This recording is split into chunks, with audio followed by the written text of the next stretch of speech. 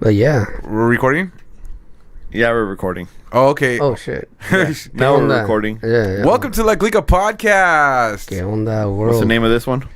This is called the Sober Cast. Or the sober rebuttal? The Sober Rebuttal. Or semi-sober cast. The fuck? Having a fucking food coma cast. Everybody's high the on Comacast? Fuck There it to is, the Comacast. There it The is. Comacast. Coma cast. What you guys eat?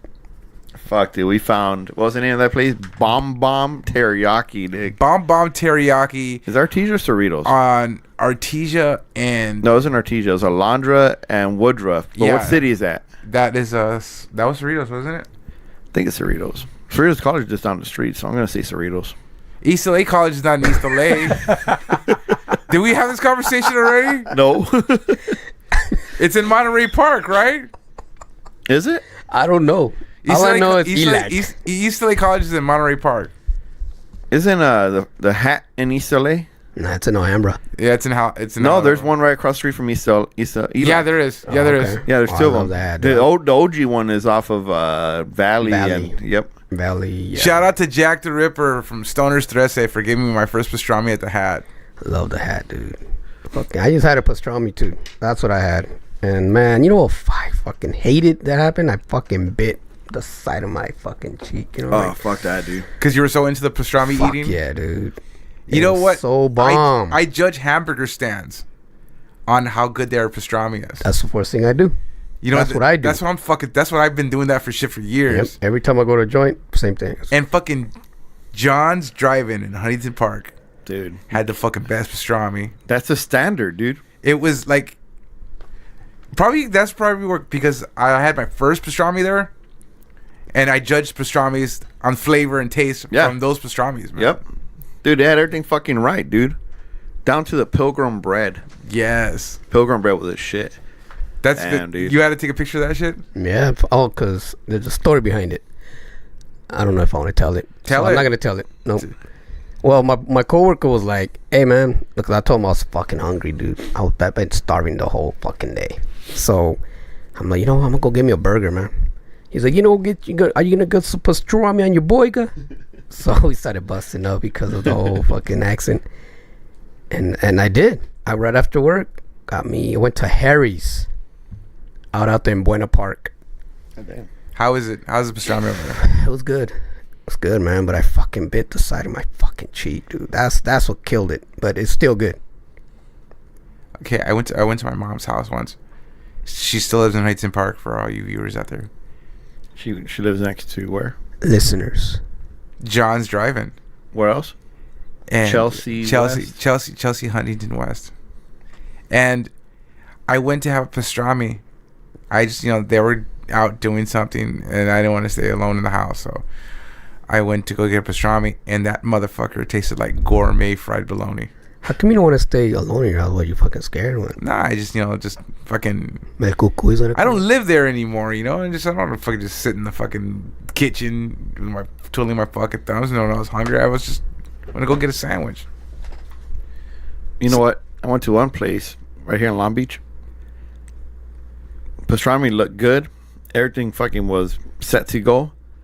But when I opened it up, I usually take the pickles out. I like eating that last. What? What? I don't like eating it with the pastrami. I know it's kind of weird. But when I took that out, there's no mustard in that shit. What the fuck? That's no pastrami. They want you to add your own mustard. Oh, hell fuck no, the dude. bullshit, It's dude. gotta go in the bread. It's gotta like settle in with the pastrami. See, Get hot. All the oil drips all over. Yeah. Oh, You know what? When you add it yourself, it's like, yeah. why, I'm not paying for the service. And it's like the party line, you know what I'm saying?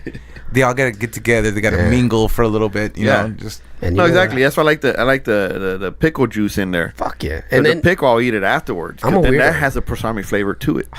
But you know what I like to do? I like to open it up and eat some pastrami like that. Yeah, and that's then, what I do. Yeah. You know, I'm the weird one. I like ketchup. I'm sorry. I like tomato. I like tomato on my fucking pastrami. Dude. You were about to get socked in the mouth. No, I was gonna throw this fucking pencil sharpener at you. I like tomatoes on mine. The weirdest shit. You know it's illegal to eat ketchup in France. I should. What the fuck? How do we get to France? Fuck the French. I know. Unless our listeners. Fucking Shout out to Fred. But check it out. Fucking cricket's about to come out of this. No, Dick. Check it out. You said ketchup, and I thought you were gonna put ketchup in your pastrami, and I was gonna call you a piece of shit and disavow our fucking 18-year friendship. But it's illegal to eat ketchup or have ketchup at restaurants in France because they're so like foodies over there that they consider ketchup a fucking dog shit condiment that shouldn't be put on any food anywhere. And that's why they fucking lost the war, Dick. And I'm like, dude, they obviously they should have put that shit in there, man. You know, throw inside the fucking. They obviously didn't ever had a backyard hamburger before, you know, like from a grill. You throw ketchup on that shit, some mayonnaise. They don't believe in the quarter pounder. They don't believe in just fucking Royale with cheese and shit. Anyways, alrighty, enough about this shit. Okay. All right, so yeah, we were pretty drunk on the last, except for Chris. He wasn't here. I wasn't here. I wasn't invited. Landon was here. We're pretty fucking drunk. We dude. were, man. It's not that you weren't invited. So we didn't want you here, dude. We started before. That was before called. We started. That was originally going to be called the Fuck Chriscast. No, but we kind of changed it because we couldn't put fuck on the title. Yeah, but that was the Who's Crisp cast. Yeah, Who's Chriscast? But anyway, so we were pretty drunk, so we have a few corrections to make. A lot of them. First of all, American Me came out in 1994.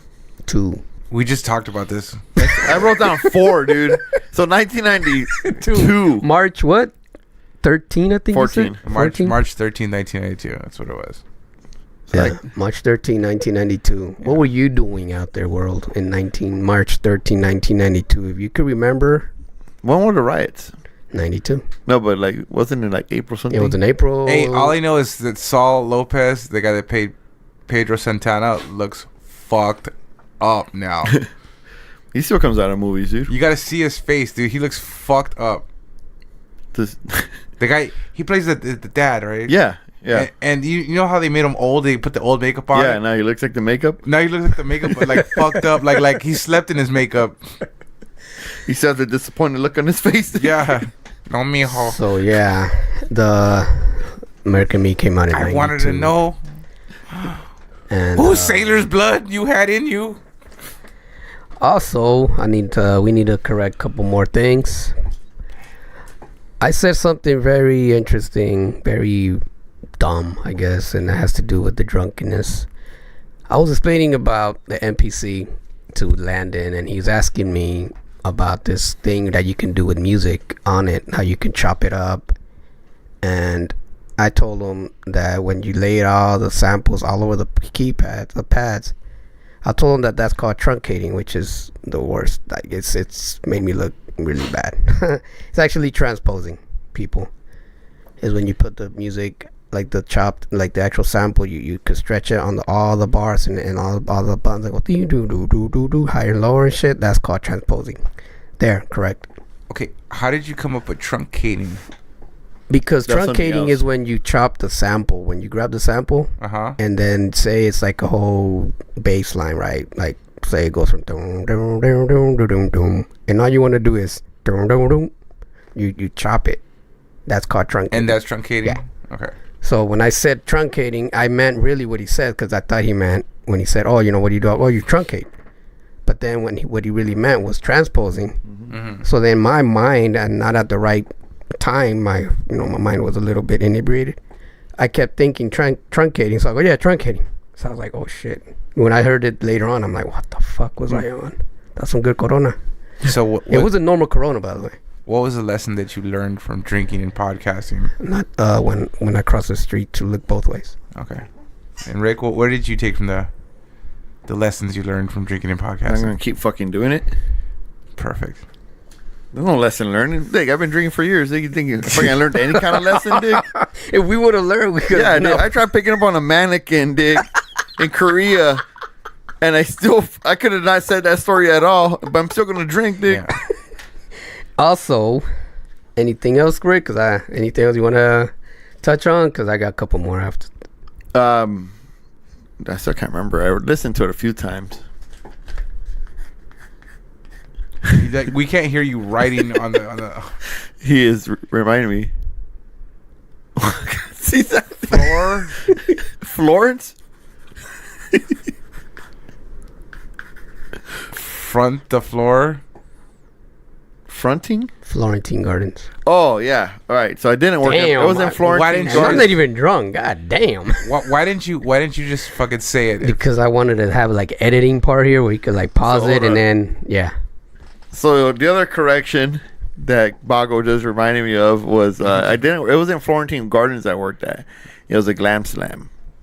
There, I said it. The Glams. Prince. You worked the Glam Slam? Yeah, Hey, did you Really? ever work? Did you ever work at the With Billy, Palace? dude. Did you ever work at the Palace? I worked at Palace a few times, not too many, but He this only is the same thing. danced at the Palace.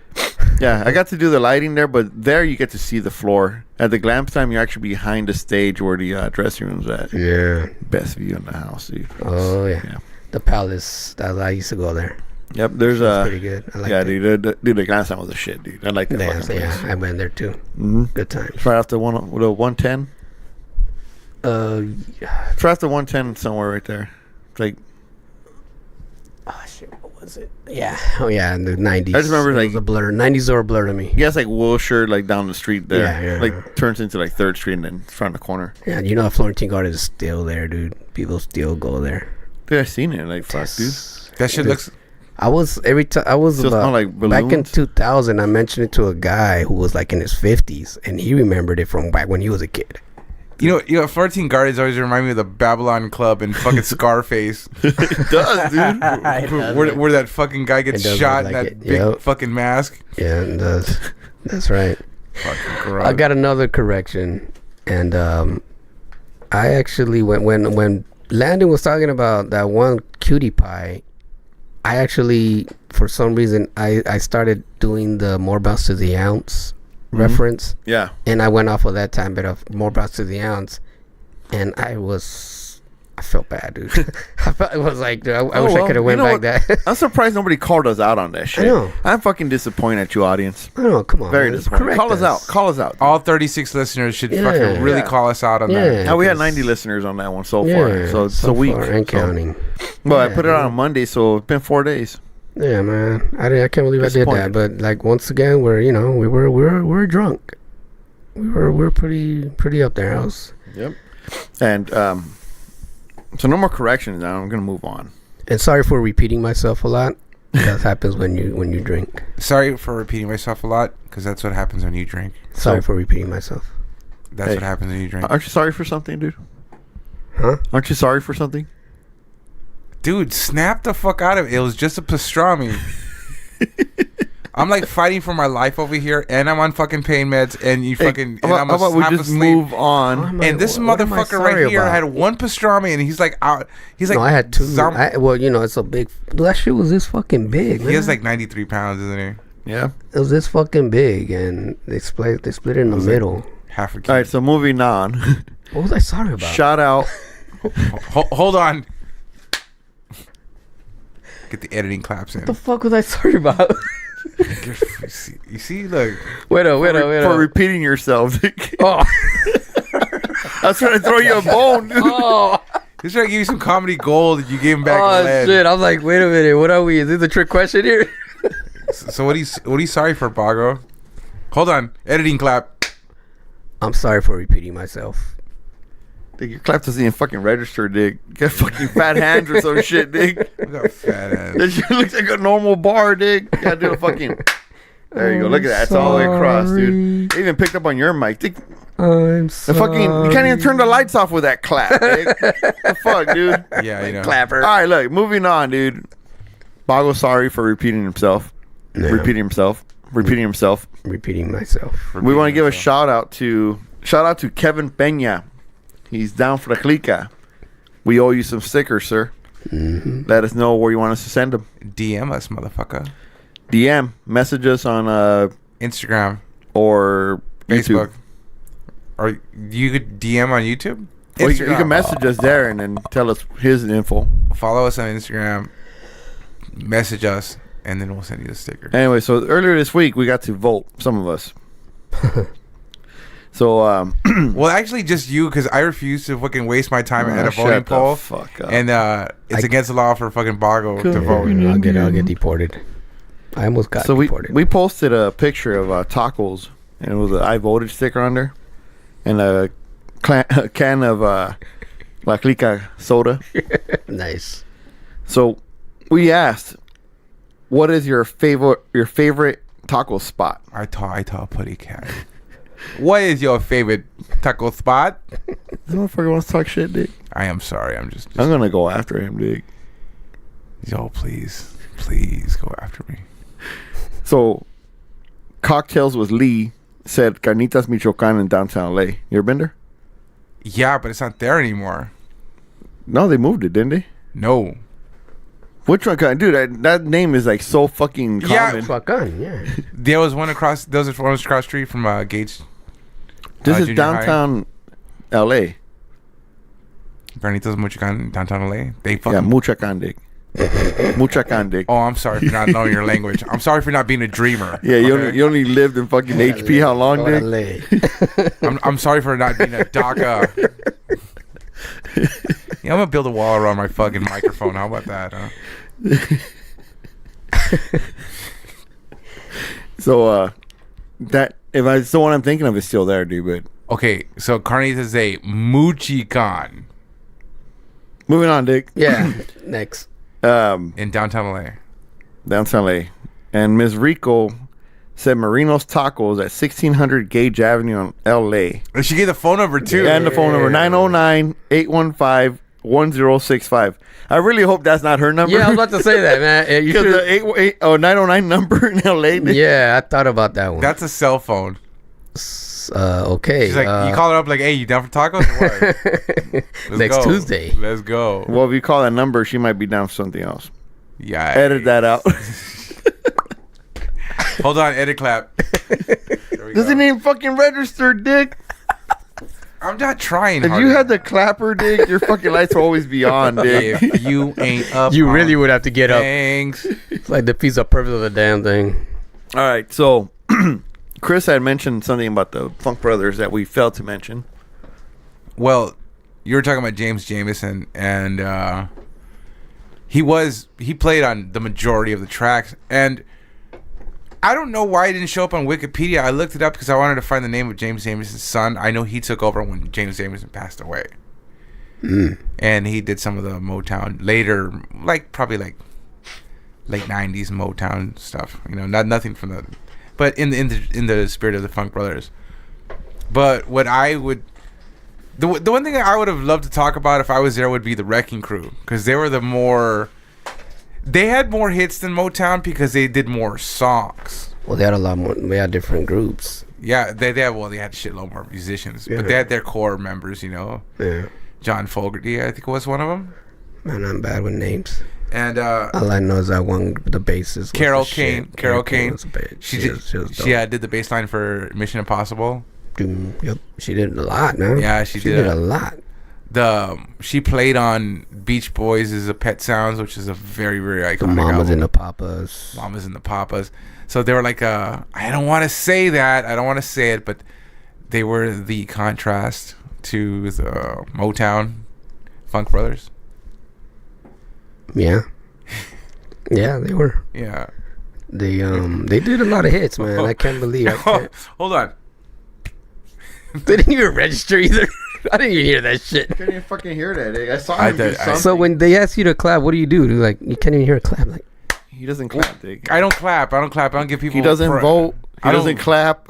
you don't like. I don't like. I don't emoji. You know, I don't. There's a lot of things I just don't do. Why? It's not punk rock. It's not fun. But I thought that should be punk rock, man. You're against it. Yeah, I'm against. You know, I'm so punk rock. I'm anti-punk rock, dude. That's how punk rock I am. Seriously. Anyways, so Hold on. Let's interview the fan. Let's interview the band. Oh, yeah? That looks like a nipple, too, huh? it does. So, Up with a Hey, gun. Hush. we have Hamilton Beach in the, or is it? Was it Milano Bay? I don't know what that is. Yeah, I don't know. That's So, why did they give like fans names of places where you absolutely don't need a fan? I don't know. What do you want to name it? A Tijuana, Dick? And I want to name it like the smell? fucking Scorcher, or like let's fucking like let's You name it the I don't vote fucking fan, Dick. What's No- wrong with not voting? No dude? vote. No vote. First of all, that pulls you up for jury duty if you vote.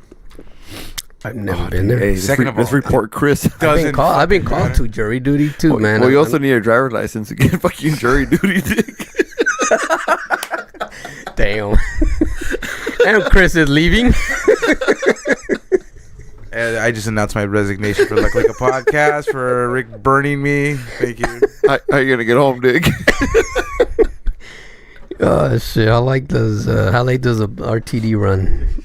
Jeez. They don't anymore. RTD don't run. It has run since Fuck, dude! I actually had a chance to get a fucking RTD sign for in here, dude. What? Yeah, an old school, all tagged up. Where? It was the one on Gage and Alameda. Oh man, that would have been badass. Gage and Regent. Gage and Regent, dude. That would have been a perfect backdrop. Huh? What happened?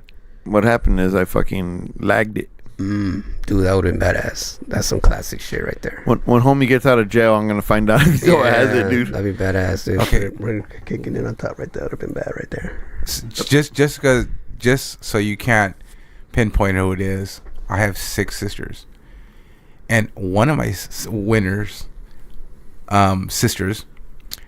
had in-laws that stole street signs, street lights.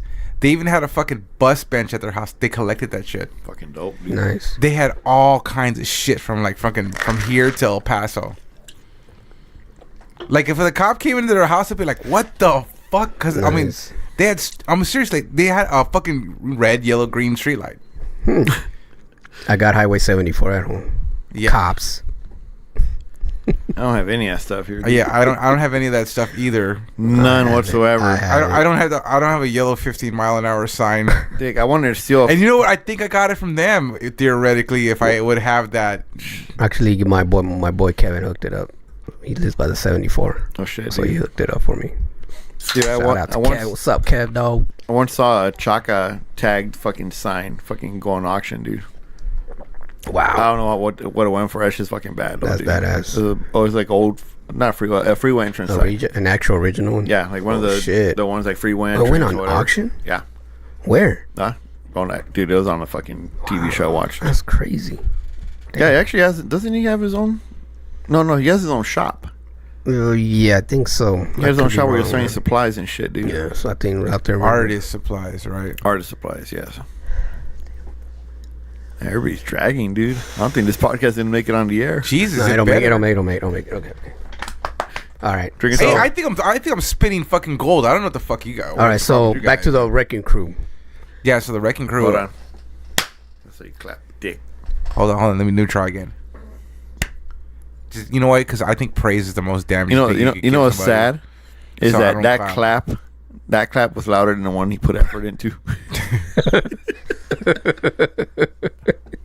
All right. Yeah, praise is very damaging to a person's ego. All right, so the wrecking crew, man. I don't clap. So what's up with the wrecking crew, man? I mean, I know that I like their shit.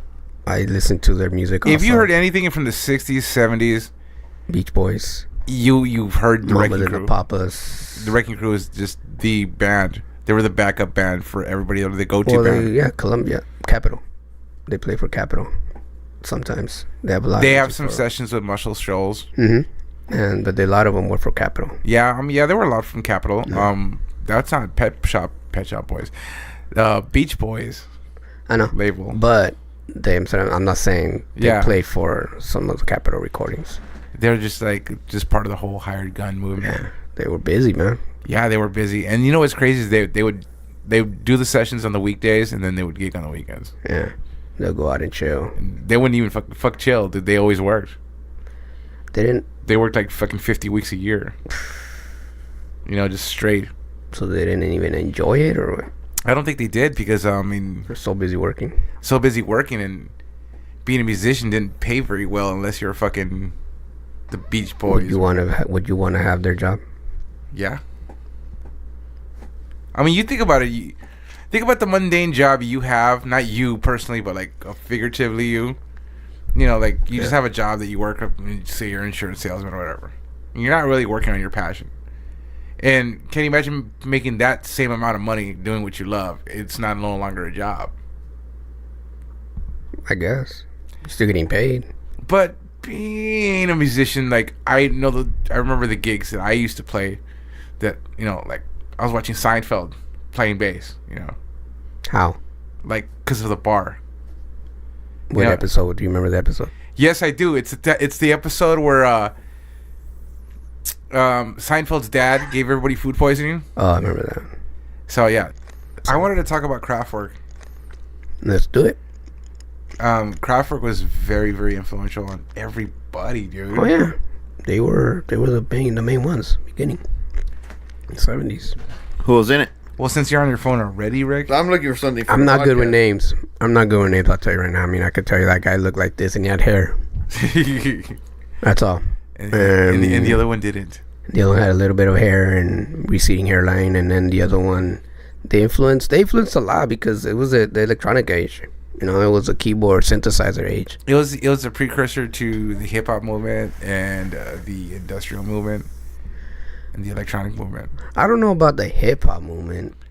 It was more of the electronic, the synthesizer You know, was because it was a synthesizer back then. Everybody started using a synthesizer, but not in rock yet.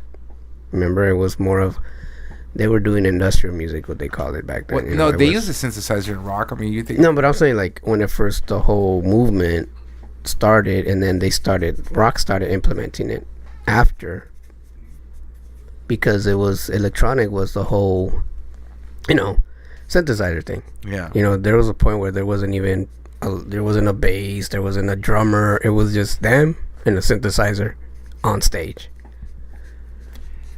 I was gonna counterpoint that with Gary Newman, but Gary Newman wasn't really a rock man. No, well, he was in the electronic age though. Yeah. he was just the singer part. You know, he was a singer. No, so. he wrote all the music. Yeah. It was him. It was like 9 Inch Nails before 9 Inch Nails. Because you had them guys.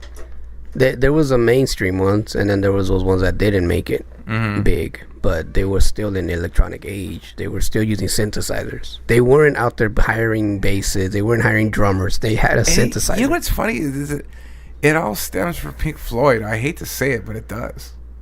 Pink Floyd and bands in that respect. In the 70s. Yeah, I guess. Yeah, but Because they weren't they called were- electronic musicians though. They were progressive. They were still rock bands, but that whole aura, that whole, I can't find the word for that, but that whole essence of what they were doing with the keyboards and experimenting with organs. But see, they were singing though. See, they were actually they were a group. Yeah. You know, and they had each person played an instrument. And electronic music, it was sometimes just one guy, sometimes two guys, and they had the whole instruments right in front of them on the keys, so they could actually manipulate with the Moog. They had the Moog back then. The big Roland, the big fucking synthesizers, you know, all the knobs up there, and they were experimenting. You got Giorgio Moroder, We got the Carswell, the fucking the Wurlitzers. you had Tangerine Dream back then. New Order was the other one, which was almost like the lower. That was like Depeche Mode era too, because New Order had it. Then Depeche Mode was the biggest one.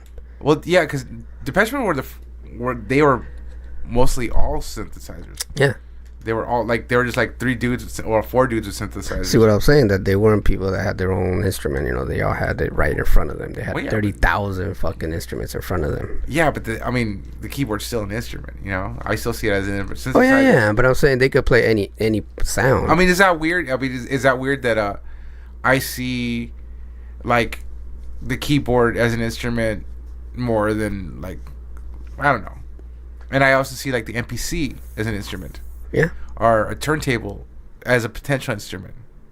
Like when it comes to like, people don't see it like that, and I don't understand why.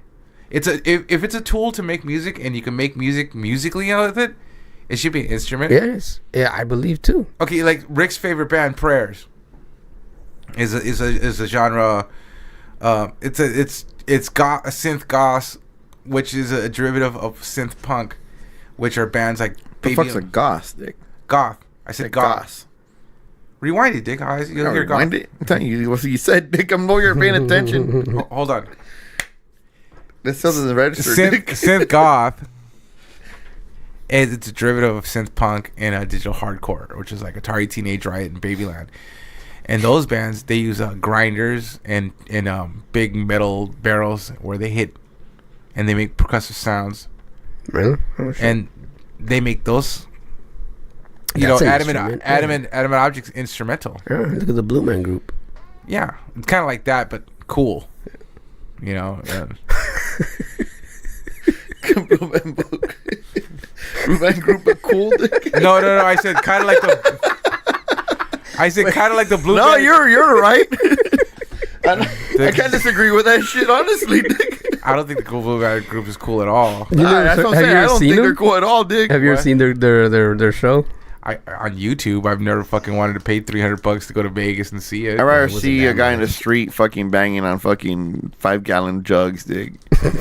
I'm sorry. Well, that's how they started. They started in the street. They started in the street. I think the instruments they make are fucking cool. You know, the fucking tubes and all pipes and shit, Dick.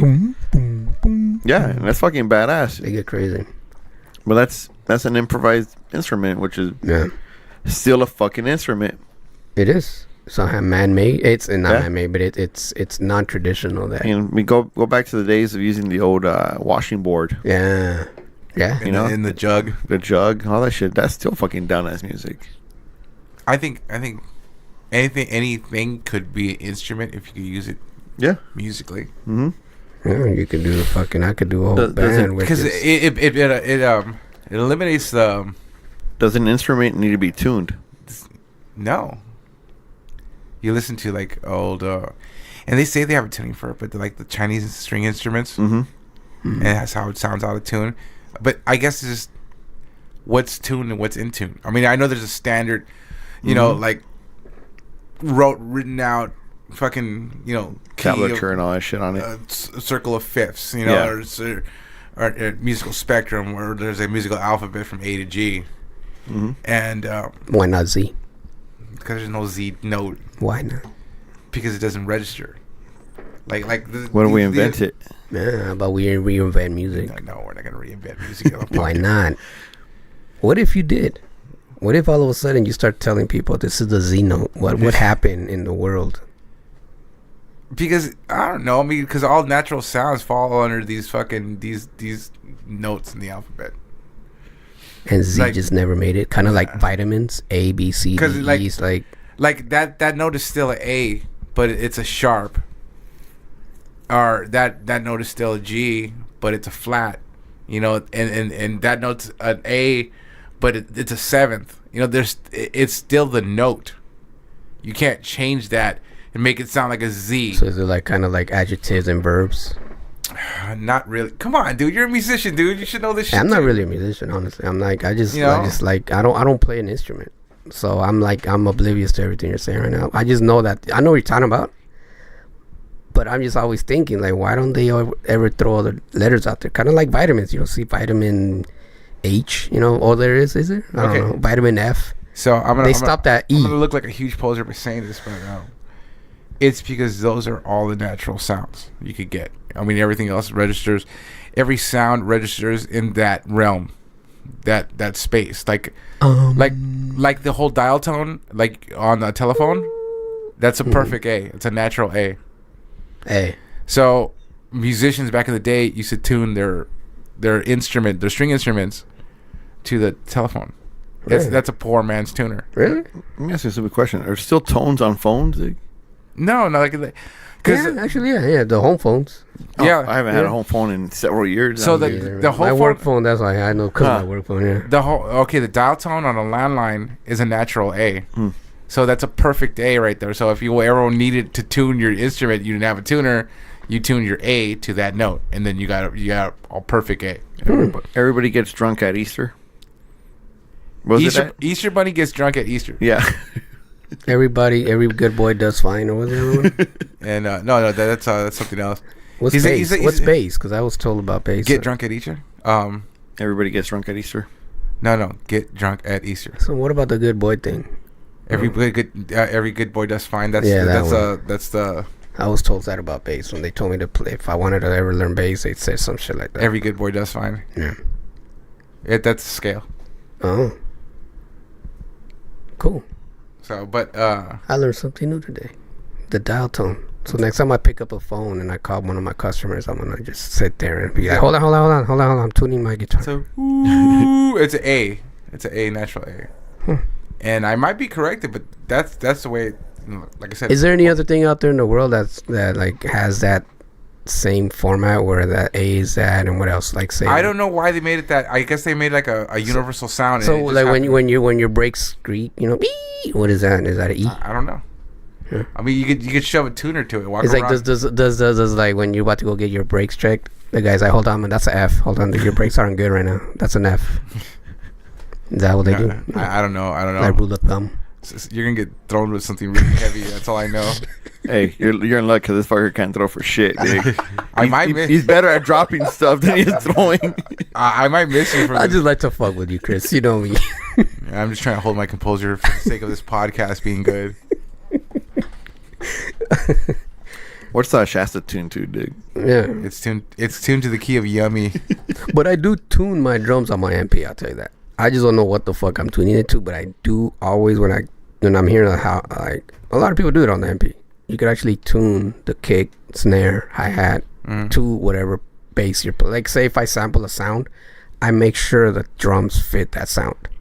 I have to. Now, just because I wanted to be a better bass player, I studied a lot of drumming and drums, and I know that drummers that tune their drums to certain notes. Well, I guess I did it subconsciously because I always, every time I sample a song, I make sure my drums match it. Dude. So if it's a pre-recorded sample, chances are that kick is to a certain note. So if you're tuning your drums to like say like a tom or a kick, and you want it and you got it down to that particular sound, that's a certain note. Now, what note it is, I don't know. Yeah, that's what I'm saying. Like I don't know. But see, I'm talking about when I sample a sound, not a drummer. Like when I sample a sound, I make sure my drums are tuned to that sound. Yeah, and I don't know what it is. I just know it sounds right. I use an app on my phone, my Android phone. It's called G Strings Tuner. Just because I like the sound of it. And I paid $1 for like all the just to have no fucking ads or whatever. But you could use that and you could put it up to your to your monitor speaker and find out what note that is. Do you think the strippers have that app? Yeah, they have that app. Oh, that's cool. I'm gonna just fondle something over your head and just drop it on you, dude. I swear to God, dude. I mean, if I know any musician strippers out there, I wonder if they have that app, because that G-string app is pretty cool. That's pretty. I like it. I'm gonna choke you till I smell shit. I swear to God. Hey, what if I barf before I shit? By the sounds of this clap, he doesn't have that much hand strength to fucking choke you, dude. I've been swinging a hammer all day. I don't. So yeah, man, I like that. I never thought about the way that you're saying that, when that bass line that kick was tuned to something that they were playing other than what I didn't hear, because sometimes I'll sample the bass line. Yeah. And I never noticed that those drums that I sample after the fact were probably tuned to it. But I still change it. That's the weird thing, because I sometimes change the drums after I sample the same song. Yeah. So am I fucking up? I don't know. I mean, if you're fucking up, I think, honestly, that what you do is great. And it doesn't sound to me in my ears that you're fucking up. So have you heard one of my songs and were like, dude, that fool fucked up? Like that's out of tune. No, I don't think so. I mean, subconsciously I'm doing something good, and I don't even realize what note I'm doing, but it's working, I guess, right? It's pleasing to people's ears. People like your stuff. So because I know that sometimes I hear some. That's why we talked about it in the podcast last time about drums. I'm a big drum guy. Like when I hear drums is what I like about a song. And there's been times when I hear a song, dude, and the snare could fuck the whole thing up. Oh yeah, it's just too loud, or is it out of tune?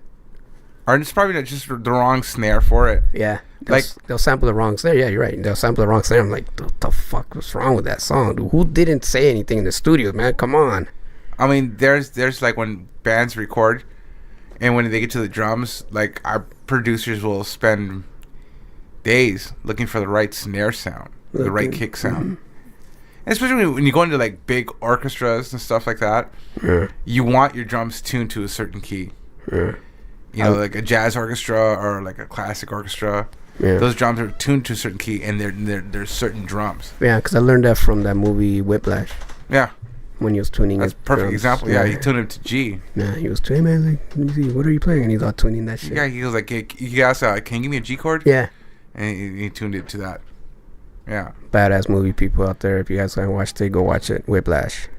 Badass movie. Best soundtrack in a jazz movie. Oh shit, we just seen the soundtrack yesterday. Me and the other day, me and Rick were at the Guitar Center, the place that you like so much, Chris. Yeah, I love that place. We seen the Whiplash soundtrack. I should have bought it. Fuck. It's a great sound. Damn. I'll probably still be there.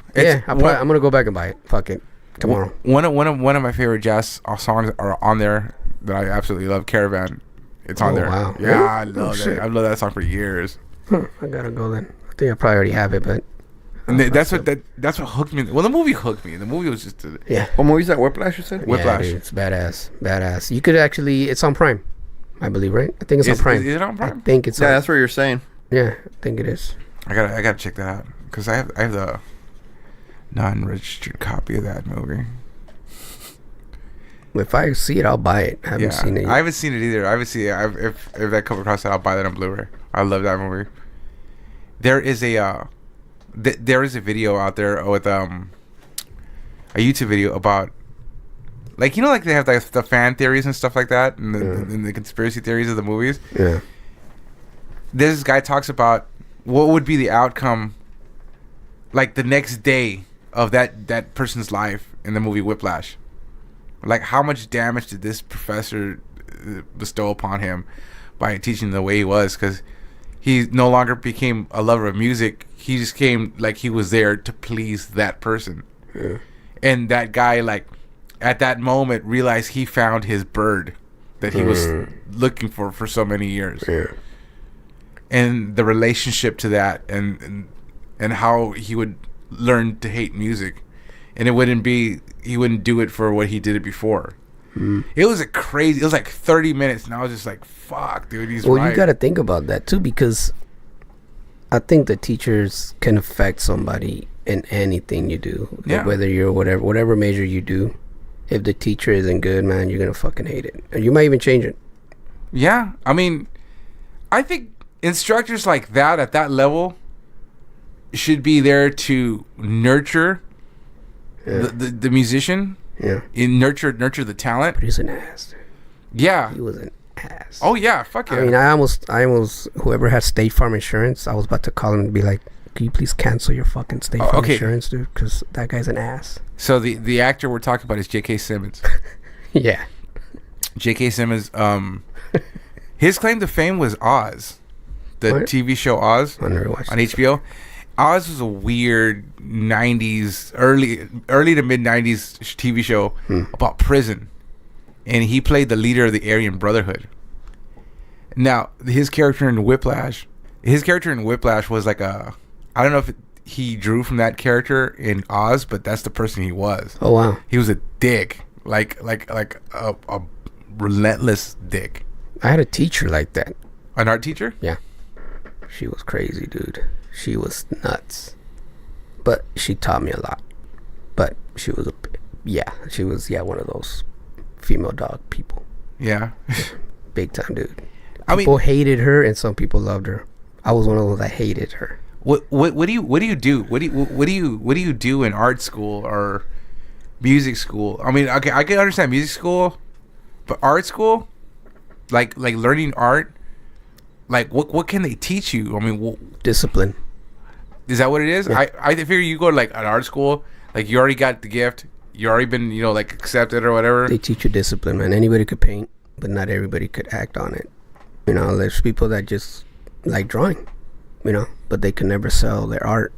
They can never teach you to be an artist. Yeah, that's I guess that's the point I was trying to make. They can never teach you to be an artist, but they could teach you technique. Yeah, they could teach you disciplines. Mm-hmm.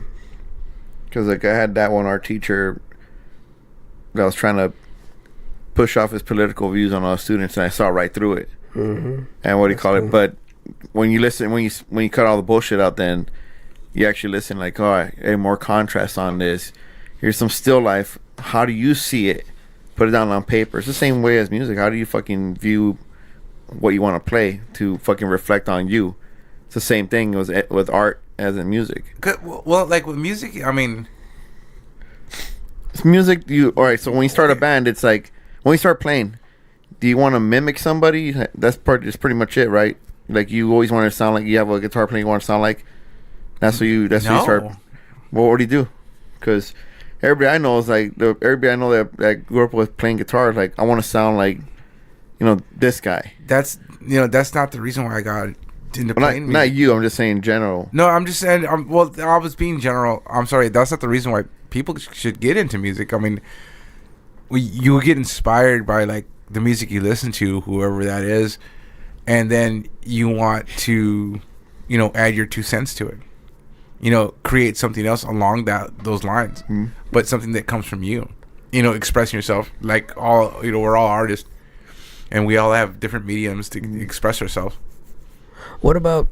Let me ask you this: what's the reason why people join bands? Women. The girls. People join bands because women. They girls. They need somebody to fucking piggyback off their idea. They need somebody to collaborate with. And sometimes you can't do it on your own. Like, you can't go out there and perform 4 instruments by yourself at the same time. Unless you're a DJ. No. Prince did it. Prince did it with the fucking... See, he did it with the new power generation. Though? Happy birthday, Prince. Yeah, happy birthday, Prince. Yeah, Prince. And a few days ago, Tom Mariah. And a few days ago, Kerry King. Yep, yeah. Kerry King before that.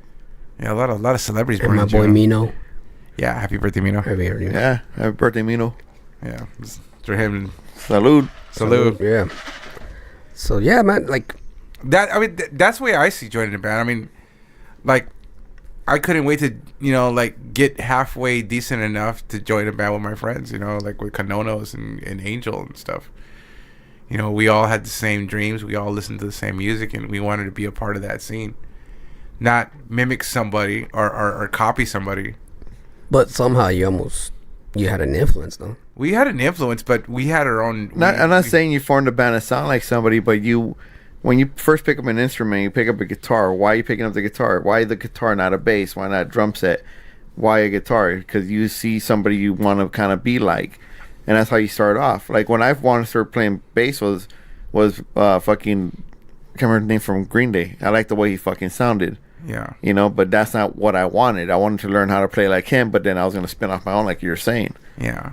I mean, who did you look up to, and subconsciously you probably played like? I looked up to. This is gonna sound really corny, but it was fucking Ringo Starr, and wait, what? I don't want to say this. But wait, you're I'm getting to that. Okay. I don't want to say this. Just fucking say it, damn it. Just say it. Okay. Injustice for All, Laura Zilrig. Yeah, you shouldn't have said it, Nick. Okay. No. Let's clap. Okay. No, because Dave Lombardo. Those are my first influences in music, because I wanted to be a drummer. I wanted to learn drums first because I like the whole idea of like, you could be as furious as you want, or you could be as laid back as you want. And there was a dynamic there. And then I heard fucking a couple of cats on bass that just said, "Fuck, dude, this is way cooler." But Did you ever get on the drums? I did. I was in drum line. I was in jazz band, and I did a sort of percussion. But you didn't play like multiple. Not until I got body in the band. part. Like your hand, where you're not. I didn't learn how to play the drums until I got into a band, and I would fuck around on the drummer's kit. So you know how to keep a beat and all that shit. Of course. Okay. That's cool. Yeah, that's how I learned. I think that every person that plays an instrument should treat themselves to learning the basic fundamentals of a drum set.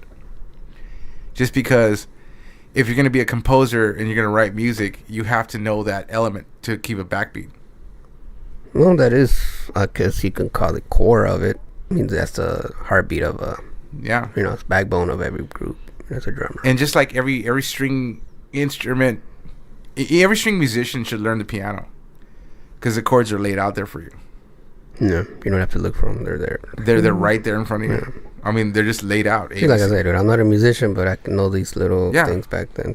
I actually started when I started writing the music, not music, but when I started messing with the keyboard, I had to figure out because remember, I used to buy the keyboard out all the fucking notes right there, like the F, the G, and I'm like, what the fuck is this? Yeah. And then I started actually, weird thing, the little symbols, I used to write it down. Yeah. That was my way of writing music, because I would have to remember what symbol I was playing. Because I'm like I said, all the notes are from A through G, and then there's the low, and the high, and I attempted to write. And flats to write. One day I'm gonna seriously give you this book I wrote. I actually attempted to write music, dude. Really? Yes, because. But you've written music before. But not write it though. Like, not actually scripted, like actually sit down and write every note. I actually attempted it, man, because I didn't know about music. I don't know about music, and but little by little I started realizing that everything has a G, E, A, and I'm like, why is it called an A? Yeah. Why is it an F? Why is it this? You know what I'm saying? So I figured that the sound is what the sound sounds like, but then I'm like, okay, I'm gonna hum something and say maybe it sounds like this, and I started writing it down. Yeah. And I'm like, one day I'm gonna give this shit to a musician and see what the fuck comes out. So I'm gonna give it to you one day. I'm gonna see what fucking tune I fucking actually wrote. Yeah, I'm down. I read treble and bass clef, so I could do that. Okay. So what else? What was the other reason you think other people join bands other than women and like I said, drink every night and go out and party and show everybody what the fuck you know how to do on stage? Anybody that joins a band for those reasons, I mean, they're doing it all for the wrong reasons. You do it for the love of music. But you need not punk rock though. What do you mean it's not punk rock? I mean, you gotta love music to be in punk rock. You gotta love music to learn your instrument just enough to play punk rock. Not always. Every rock musician started off in a certain primitive form. Punk rock's a very primitive form of music. It's very easy to play. I mean, you see, like, it's the same thing for anything, like sports, dude. You see somebody doing it, you see, I don't know, the attention they're getting, or you see yourself doing that, and that's what you want to do. You want to pick up an instrument, learn it. Because, like, I remember, fucking, what was it, Gage? It was Mr. Chow. Yeah. I remember, fucking, they're trying to teach everybody how to play the recorder, the flute. Like fucking Jethro Tull. But, like, dude, so fucking, that wasn't sexy to me, It wasn't, like, it was kind of corny, That's what kind of drew me away from music when I was a kid. All my uncles and everybody, they're musicians, but I never wanted to pick up the guitar and be like them. I don't know. I mean, like, you think about rock and its stigma, and you think about punk rock and its stigma, and metal, and just any music like that. I mean, it's so like anti-mainstream. It's anti like establishment. Well, that was my point earlier. I was talking about that's not punk rock. When you say that you want to do it for that reason, it's like no. I mean, punk rock is against all that. I can't remember not loving music. And I can't remember not being musical. I just look back. I can remember when I started writing poetry and started writing short stories. I can remember that. I could remember the exact day. My teacher goes, hey, you're fucking up. Check out this book. She gave me The Basketball Diaries by Jim Carroll. I can remember that. But I can't remember how the fuck I got into music and how it obsessed everything that came after that. Bob Marley for me. I mean, yeah. I mean, it was the Beatles probably for me. Probably was earlier. Probably was, being fucking way the fuck young and listening to I Heard It Before by the Black Flag coming from my brother's room, or fucking. No, but your very first musical memory. Do you remember? I remember it. I don't. I remember mine was my uncle was playing Bob Marley. I was serious. I was young. I remember standing in a closet and there was a guitar in there and I was just strumming it and making up these stupid songs. And then my uncles also were playing some bunch of rancheras, like some fucking Ramon Ayala, Cornelio Reina, and all that shit, dude. Yeah, like, and then I don't remember that, but I remember clearly the song I heard when I was like, "What the fuck is this?" And running to the record player and figuring out what the fuck that was. It was a Bob Marley record that my uncle was playing. I was probably 3. My dad had all the fucking like busboy, waiter, maitre d', fucking mop boy, fucking toilet washer jobs of all the nightclubs and restaurants. So he was always surrounded by music, by fucking Dean Martin, fucking John Coltrane, fucking Miles Davis. I mean, he knew all those guys.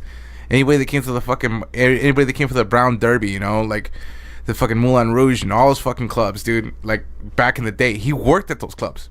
Damn. He worked at all those clubs, and not because he fucking, hey, I want to be plugged in that scene. It's because he had fucking 6 fucking kids, you know. So he had 3 jobs always. Damn. And they just, and the job, no, he was never home. But when he was home, he created babies. Yeah, he created babies. He came home, drank, and fucked, and then went back to work, you know. So he fucking, the jobs that you would get, if you have a third job, it's basically gonna be a night job.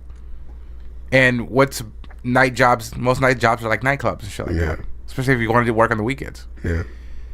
So that's what he would do. And so I was always surrounded by music. Even when I was younger, because I'm the youngest out of fucking 8 kids. So, you know, there was music probably playing out of my crib, you know? So I can't remember that. And why I started playing music, I don't know. I just wanted to be a part of something. I want not to belong, but to contribute to this thing that I love so much. Did you steal your first instrument, or they gave it to you, or did you go out and buy it? Did your mom buy it, your parents, or what was it? Do you remember anything about that? My first real instrument was a Rickenbacker bass. It was a Maple Glow 4003. And how you get it? 76. How did you get it? I saved money for it, and a good friend of ours, Louis, he sold it to me. It was he sold it for $375, and that was my first real bass.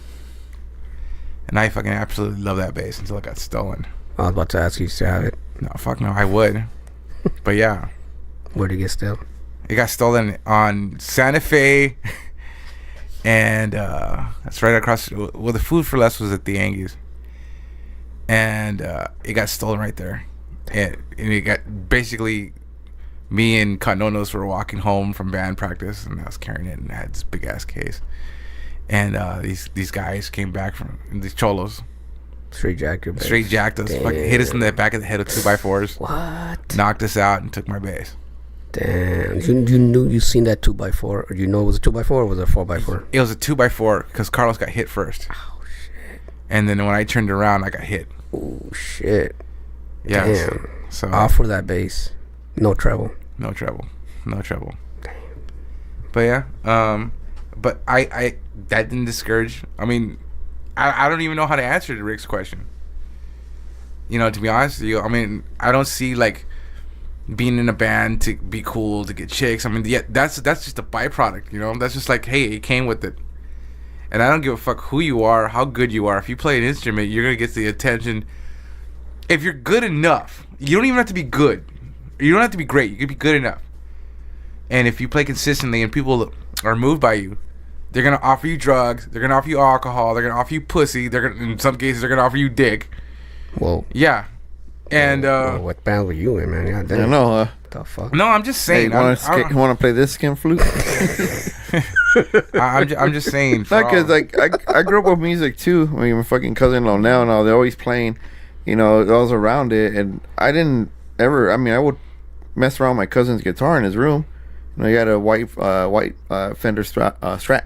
Nice. And I remember he was putting these little inlays, and he put his girlfriend at the time's initials on it. Was these little, what do you call it, beads or whatever? Yeah.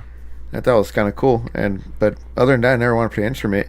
I didn't want to play an instrument until I saw Billy Cardona, Jackie Racinos, and Chris Porta covering Under the Bridge. Yeah. They're engaged. Yeah, I remember that. And I go, dude, I want to play. I just, it's not that I saw them being cool and everybody likes what they're fucking doing. I just saw that these guys were fucking cool to me. I want to fucking hang out with them. And if I want to hang out with them, I had to fucking learn an instrument. Yeah. Because it's before I met you, you know? Yeah. So, I mean, that's how I wanted to do that. But at the same time, I like playing sports. So it's different. It was a different thing. So I had to pick one or the other. I went with the other one. I think I'm on his level too. That was my probably issue. That I love music, but I chose sports. Yeah. I think that's what it is. Because I'm like right there with you, dude. Yeah. Because I like music, but I never wanted to learn an instrument like that. That incredible. I gotta learn how to play the guitar. I was exactly the opposite of you guys, man. I mean, like, you came at the crossroads and you just went with music. We just went with sports. Yeah. Like, sports fit more into what I wanted to do at the time. Yeah. I listened to music. I would purchase music. I was DJing, but I never said I'm gonna go buy a bass and learn how to play. I'm gonna buy drums. Of course, drums is hard to fuck to have because you can't have that shit in the corner of your bedroom and shit. You know, you can't do that. See, like the other deciding factor for me is too money. I didn't have money for no fucking instruments, dude. Yeah. I mean, I didn't either. It took me fucking forever to fucking save up for that bass, dude. I mean, you know? I had my other cousin in a band, and he had offered up his guitar, but I look at the guitar. It's not like a cool guitar whatsoever, dig. It's the one with a speaker in it, dig. Yeah. You know, it's all like I don't want that, dude. So I mean, I fingered a little fucking nylon string guitar, and I played the first 4 strings as like a bass for a long time before I even got my hands on a real bass. I wonder if my life would have been different if I would have gone that route. But it's just like, I thought sports was boring. I You know, thought that. I couldn't catch. I was fat. I was always the last picked. You know, and that's pretty damaging at a young age. You know, like Rick was skinny. He was athletic. You know, but I was always picked last too, dig. Yeah, but still, 'Cause I played, but I sucked. but you played and you got on teams and stuff like that. And besides, like I said, I had no interest in that. All I wanted to do was be involved somehow in music. And bass just called to me because of fucking, you know, the cats that I was hearing. You know, just because you didn't hear it often enough in a song. It was kind of like mysterious. It was in the background. You know it was there. You felt it, but you didn't hear it. So when you heard it, I got really excited. No, that was the engineer's fault. Yeah, no. I'm just saying, like, because you don't know what I mean, you're young. You don't know what the instrument. Like, hey, that's a flute. That's this. That's that. Yeah. I was fucking with you. I know what you mean. But yeah, like you hear the bass solo, you're like, ooh, it's all by itself, and it's like locking in with that drum, you know. Yeah. And then that's one thing: is a drum and the bass always have to know each other. Not really, but I mean, it helps. It's like you can have mac and cheese without the cheese, and it'll just be like fucking plain macaroni. It works when you're hungry, but would you really want to? It's an actual elbow, not even macaroni. What? It's an elbow. Oh, whatever. I'm just saying. Yeah, I was wondering, like, what if I would have said, you know, I don't want to go to fucking practice. I'm just gonna pick up a guitar. But what I did, I bought a boombox. They bought me a boombox, and I started buying music. Yeah, I mean, I think that's what started it all. See the whole buying shit. Yeah, it's because somebody bought me this thing to say, okay, now you go do the rest. Yeah, they gave you the tools to play music. Yeah, and then you bought the music. nobody ever gave me a guitar. Yeah, you know, if they would have given me a guitar back then, who knows what would have happened. But they gave me a boombox and said, my dad bought me a little ass boombox about this big, and they were like, here you go, mijo. And I went and bought a bunch of. He bought me some tapes with it, but I ended up buying more.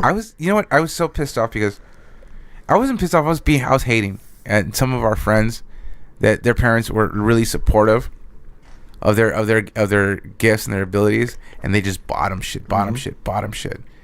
You know, they'd come up with these fucking instruments like, fuck, dude, that's like $1,300. How'd you get it? Oh, my dad bought it for me. Oh, fuck that, dude. You know, it just. My mom just said, ni modo, no tengo el dinero. You know, and not only that, I mean, my mom's supportive of me now, and God bless her, dude, whatever, or Satan bless her, Yahweh, whatever fucking you believe in, bless her. Pima bless her, dude. Pima bless her. Pima bless. Nah, you know, call it macaroni. Never that. You'll call it macaroni. No, like, but yeah, they were very not supportive of what I wanted to do. They know they wanted me to have an education, but they didn't know why. But you notice that most parents don't support the music career. Yeah, unless they're musicians themselves. Yes, yeah. That's the only reason. That's the only time. You see, but like, okay, our friends, some of our friends that had the means to buy these instruments, they were very supportive. You know, a couple of our friends, I mean, their dads encouraged them, like, hey, get good grades so you could practice. You know, get good grades so you can practice, please. I want to buy you this, so get good grades. That's because they were into Ramon Ayala. Nah, they were into cool music. Did you ever kind of notice, especially in HP, that those parents that are supportive were on the other side of Miles? You know what? Yeah. Right, Dick? But yeah, dude, I always noticed that. Like when I went to Gage is when you mix with these cats that went to Miles Elementary School, and that's where most of the musicians from HP came off. Was there an energy there before? Okay, where did Slayer go to? Sometimes Slayer went to Southgate, or they were Bell Southgate, Bell High School.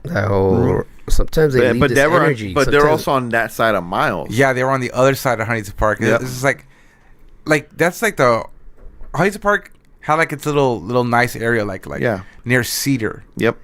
Yep. And Miles and Arbutus. Anytime you heard somebody live in Arbutus, they have money. yeah, they had HP money, which is like Yep. But it was always kind of like the Golden Street was east of Miles. yeah. Because Exactly. Well, exactly. when you think about it, think they about it had right the now. money to buy them? Yeah. it's not instrument? just the money, but the support too, dude. You know, because they just lived a little bit more comfortably. yeah. Because I think of like the musicians that lived on the west side, it was like, We struggled. yeah, And they probably it came really out was. harder. And you know what? What's funny is that they played they even the music they came up with was not that it sounded better. It was different. We came up with like more like raw like Theirs are grindcore, more price structured. more like Yeah. They probably studied a little bit of music. in chaotic. school. No, because they had the means to not have to work. You know, and so they could sit home all summer and practice. So it's like a white collar compared to blue collar. Yeah, and then they had That's why you couldn't get an HP, dude. it was more like a stained white color shirt. it was more like a tan collar, like Yeah. they were like the supervisor of the groundskeepers. Because when you look at like Southgate, a lot of fucking musicians came out of Yeah, Southgate, Yeah, dude. they did. So I mean, I don't know Southgate what it had a was, scene, but dude. yeah, I don't know. And I always but they call were it also an poor energy, there. though. But see, it's always an energy in that area. I noticed that in every isn't city. Southgate east of Miles. Yeah, when you look at it that way, yeah. But like then you see like Linwood, a lot of motherfuckers came out of Linwood too, Yeah, they dude. did. But that was later on. Yeah. That was like a second wave. Yeah, of but people. then you they start were seeing- influenced by the bands we were in. Yeah, exactly. That's what They're I'm late '90s and shit. We're early '90s. So Yeah. there was always that energy there. Well, then you would take the opposite end and you'll go look at like East LA, and a lot of punk rock came out of there. You know, A lot of death metal, grindcore, and punk rock came out of there. Some of the best band, Entity was the only band that could bring like Lepra yeah. and to a good challenge. Yeah. Entity had their shit together. Remember Look at them? Cypress They were- Hill. They they came were- from Southgate. Yeah.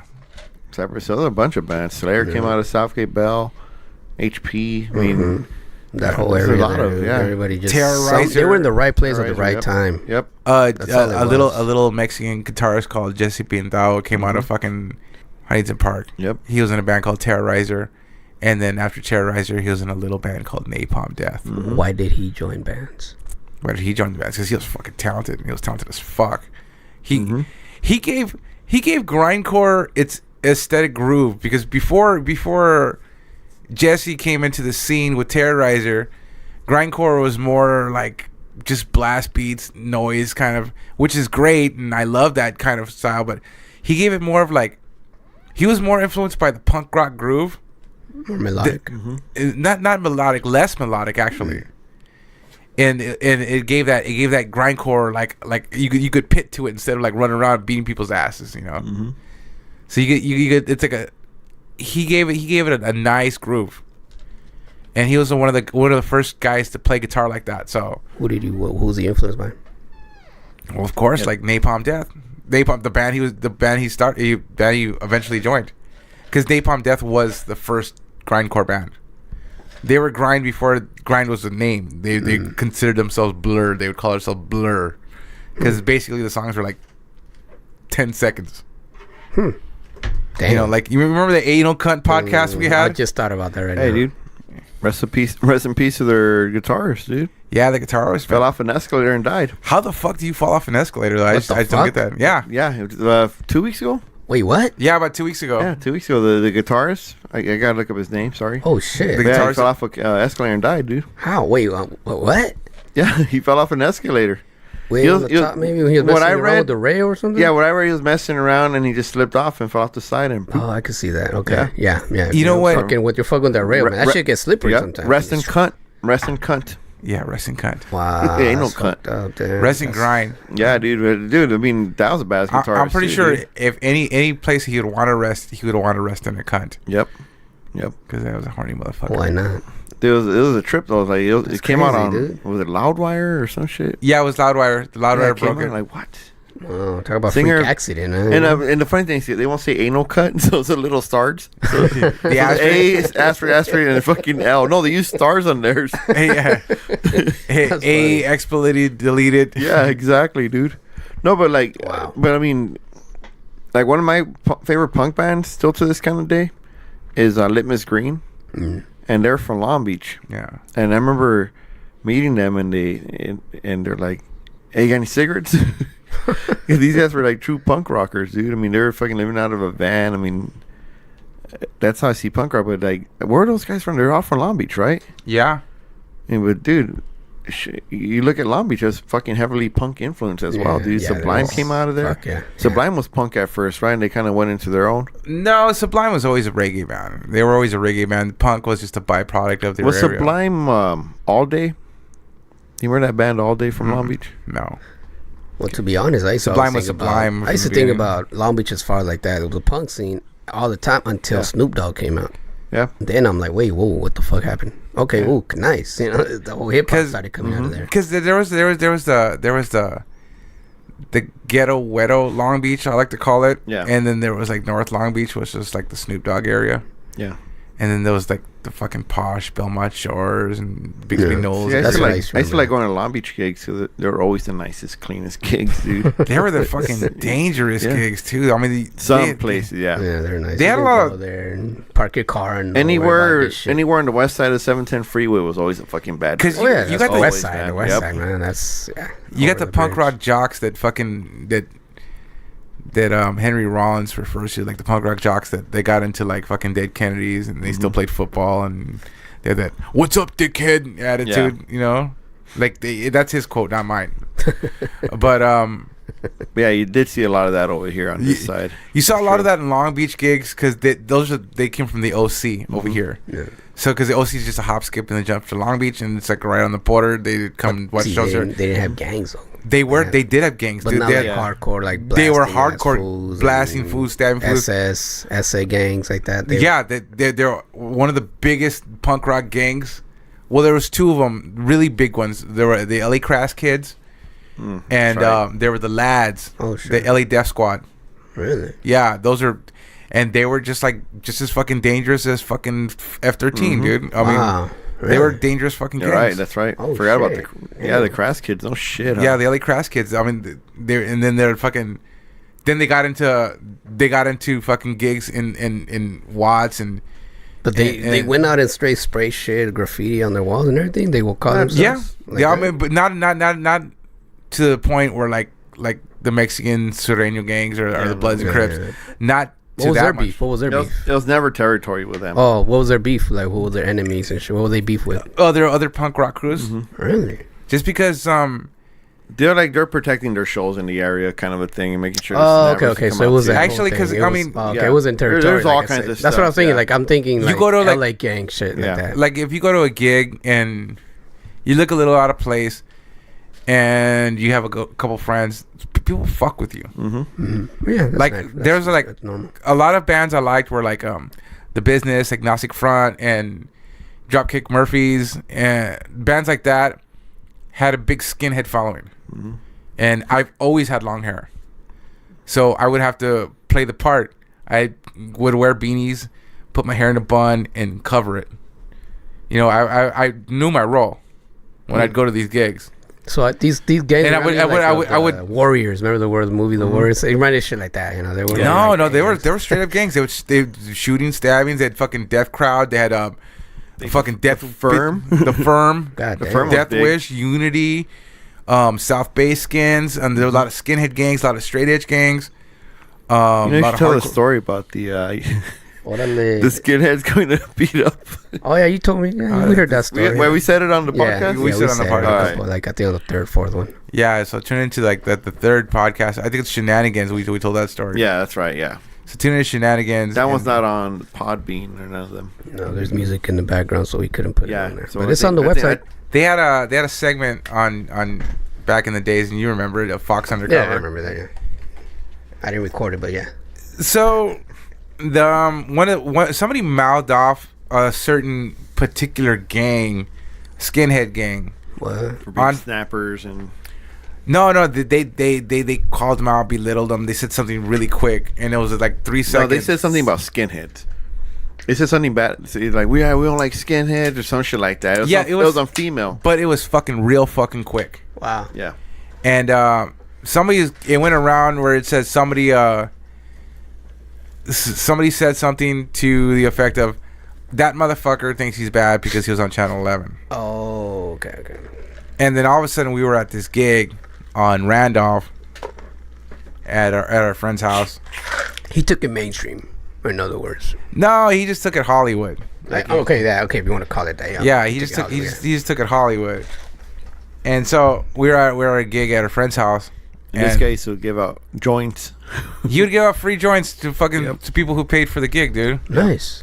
So he was very hospitable. I love the guy, dude. Oh, dude, we used to go in there and eat, dude. Yeah. His family would be like cooking and shit, dude. That's fucking awesome. He was just an awesome host. Fucking pan dulce and all kinds of different stuff on the my table, homeboys' moms. So we noticed, like, okay, there's a skinhead there. It's a punk show. There's gonna be a skinhead there, and just by having ghetto knowledge and having that ghetto mentality, you know when to look for shit. Mm-hmm. And having the punk rock knowledge, if you see one skinhead, there's gonna be 8. Mm-hmm. And sure enough, they all came in these fucking off-road Ford Broncos, The fuck? from the South Bay. Nice. What's up? And certain areas of South Bay, they have money, so they're all like tricked out little fucking. I know what you're talking about. Yeah, I know exactly the area you're talking about. Okay. Yeah, so I don't want to say. I don't want to reveal too much. Yeah, exactly. I don't want to say too much. Probably none of those guys. All those guys are probably not dead or not banging anymore anyway. So it doesn't really fucking matter. Dude, they're gonna come after us here, Dick. In wheelchairs. Yeah. So you see like 5 of them, and then I'm like, oh look, so and so gang is here. And then there's more of them, and next thing you know, the whole front of the fucking area where the band was playing was skinheads, and there was a row, like almost like it came off a production line. All these fucking Broncos, these 4x4 Broncos, were fucking like from one end of the block to the other. So it was like about 12 or 13 of those motherfuckers, and each fucking truck holds fucking 8 people. Was Simpson in there? No, white Broncos. No. Different car, right? Okay. I'm talking more of the 70s Broncos. Oh, okay. And so they had so they could hold like 6 people. So 6 people times fucking 13 trucks. Do the math. Damn, I'm not good at math. Sorry. Yeah, but that's a lot of fucking people. Yeah. And all of a sudden, the gig was nothing but skinheads. Damn. And that's where like 40 maybe. Probably about 40, 50 fucking skinheads. Yeah. That's some shit about to go down. Yeah, so You can sense it, dude. It was fucking. I bounced. I like fuck this. Rick jammed. Like I already knew an escape route through the back behind the garage and over to the next side. Mm-hmm. It leads you into that warehouse area. Yeah, it's well, we didn't care. I mean, we stayed. We stayed. And it turned out to be a fucking bad idea. It was a bad move to fucking stay. Yeah. None of us got hurt. They were looking for people specifically. They had an agenda. You had a certain band. At a certain band, a certain group of people, a certain dude. Damn, so this shit is like gang shit. They look straight out gang. Yeah, shit right they went to that gig knowing that they were gonna be there. Yeah. And they proceeded to release savage beatings. Damn. We're talking about 8 guys on one dude simultaneously. Damn. It was very strategic. Mm-hmm. So they got the guy alone, they boxed him in a corner, and they beat like fucking 9 guys on one dude. I mean, like beat the shit out of these guys. And we were stuck to the point where we couldn't escape. And of course, everybody was just fucking chaos. And anybody who ran got beat. Damn. Anybody who fought got beat. Anybody that looked away got beat. So we were just standing there like, fuck, what are we gonna do? So we just stood there for a second until the crowd moved, and then we walked out. We didn't run. Well, because if you ran, you would have gotten noticed. We just walked out. We walked out. We're like, fuck. What? That's fuck. I know that. Let's go. Mm-hmm. Damn. But I know that guy. Let's go. Mm-hmm. Yeah, you're not backing anybody up there. Yeah, I'm backing up. A lot of people have boned out before all this shit, dude. Fuck. Like I took like 6 people with me. I'm like, hey, let's get the fuck out of here, dude. It's not good. Yeah. So we walked out. You already know. Mm-hmm. And our friend was he was not blamed for it, but he hung around us, and he you run you look a certain part, and people are gonna think you're that person. Mm-hmm. So he already had a bad name for that, even though he was a part of a Mexican gang. So, cut to another gig, and he hooks up with a chick from another death metal gang, and they didn't like that, and they didn't like the fact of his skin color, because they were very racist and they would attack white people. That particular gang was allegedly, involved in a stabbing of a white person at a gig in Corona. Damn, this shit is tripping me out, dude. Yeah. You guys are like I'm thinking all this shit about think music and about this, and I'm always comparing this shit to gangster rap. This because that's what it was. Like, dude. yeah, now I'm realizing that's you weren't far from the truth, and so they try to get him, but our friend is a fucking psychopath. He's a sociopath. He's fucking crazy, and he hooked up with this chick, and then we had another friend that fucking totally idolized this guy. He just idolized him, just looked up to him, and he wanted to be him. So of course he got in trouble with those guys, and he was at a gig, and our friend was in a beanie incognito. He was wearing fucking like a mechanic jacket or something like that, and they were looking for him. They went to that gig specifically to look for him, but they found him. The other guy, the one that looked up to him, and the twinsy. The twinsy. We call them so and so, like we use his last name.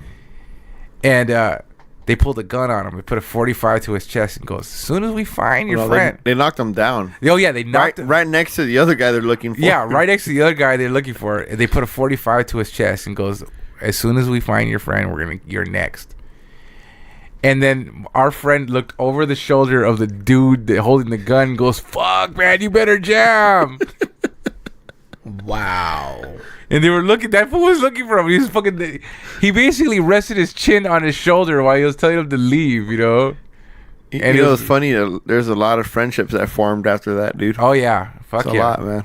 I think why? What the fuck happened? Certain people were running, and certain people put in a certain car from unbeknownst to them that they were friends of ours already. Yeah, but we were all friends together. These guys have not met before. They just formed allegiances, dude. And that's how all our friendship grew. Okay, so let me ask you this question again. How about we start back to the question? What was their reason for joining a band? What was my reason for joining the band? that whole crowd that wanted to be in all these bands. Like, you think it was a rush of it, the scene behind it, like they wanted to learn the instrument to be involved in that. It was a very community oriented place to be in. When they wanted to be in the scene, maybe. Yeah, it was that. Like, because you have a lot of these guys who would go to these shows, and then they'll see the band and they'll want to get in a band, dude. Yeah, I mean, there's a few people like that. Our friend Angel, Angel was a perfect example. Like, he got into the music. I got him into a lot of music.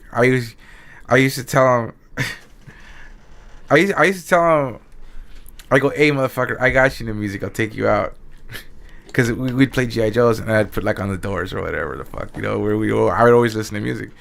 So he got into music on his own. Like, one of the band that he got into on his own. Well, actually, I got him into it, too, because we were at a record store in Downey. We took the bus there. No, we were at Wild Rags in Montebello. We drove there. And the guy, I bought a bunch of tapes, and they go, hey, they gave us he held up a copy of Nirvana Bleach. Never heard it before. Never know what the fuck this band was. I like the cover. And he goes, hey, I got this on sale for $6. You want it? I go, nah, man, I don't got any more money, man. I got to get home. I got $2 for gas. That was it, for the week.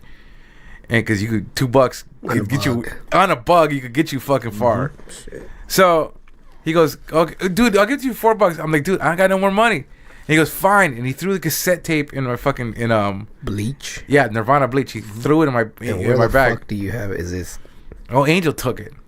That's my whole point. So I was like, and he goes, hey, this is fucking bad. Look at the cover, dude. It looks like a fucking garage, man. Fucking like, man, this is what I want, dude. This fucking being a garage band and this and that. And he was all talking all it. He wouldn't shut the fuck up on the way home.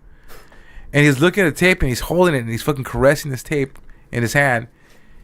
And I'm like and I'm looking and I'm at a stoplight. I'm like, you want it, Dick? And he goes, yeah. I go ahead, Dick, take it. And he fucking opens it up, fucking rips the fucking plastic off. and immediately puts it on his fucking headphones, and I'm hearing this fucking music, and it's like, I'm like, fuck, dude, that sounds bad, dude. I go, hey, Dick, put on the cassette player, dude. Put on the cassette player. No, Dick, fuck you, Dick. You don't want it, Dick. You're not gonna listen to shit. And I'm like, come on, Dick. I just gave it to you. Like, I argue with him. Then we started listening to him, and he's like, fuck, dude, I want to. And he goes, I want to join a band. And I'm like, yeah, do it, dude. Because I was already in fucking Fallen God. No, not even Fallen God. I was like, way before that. Was way before that. Yeah, so. I think that was before you even had your Black Star bass, Dick.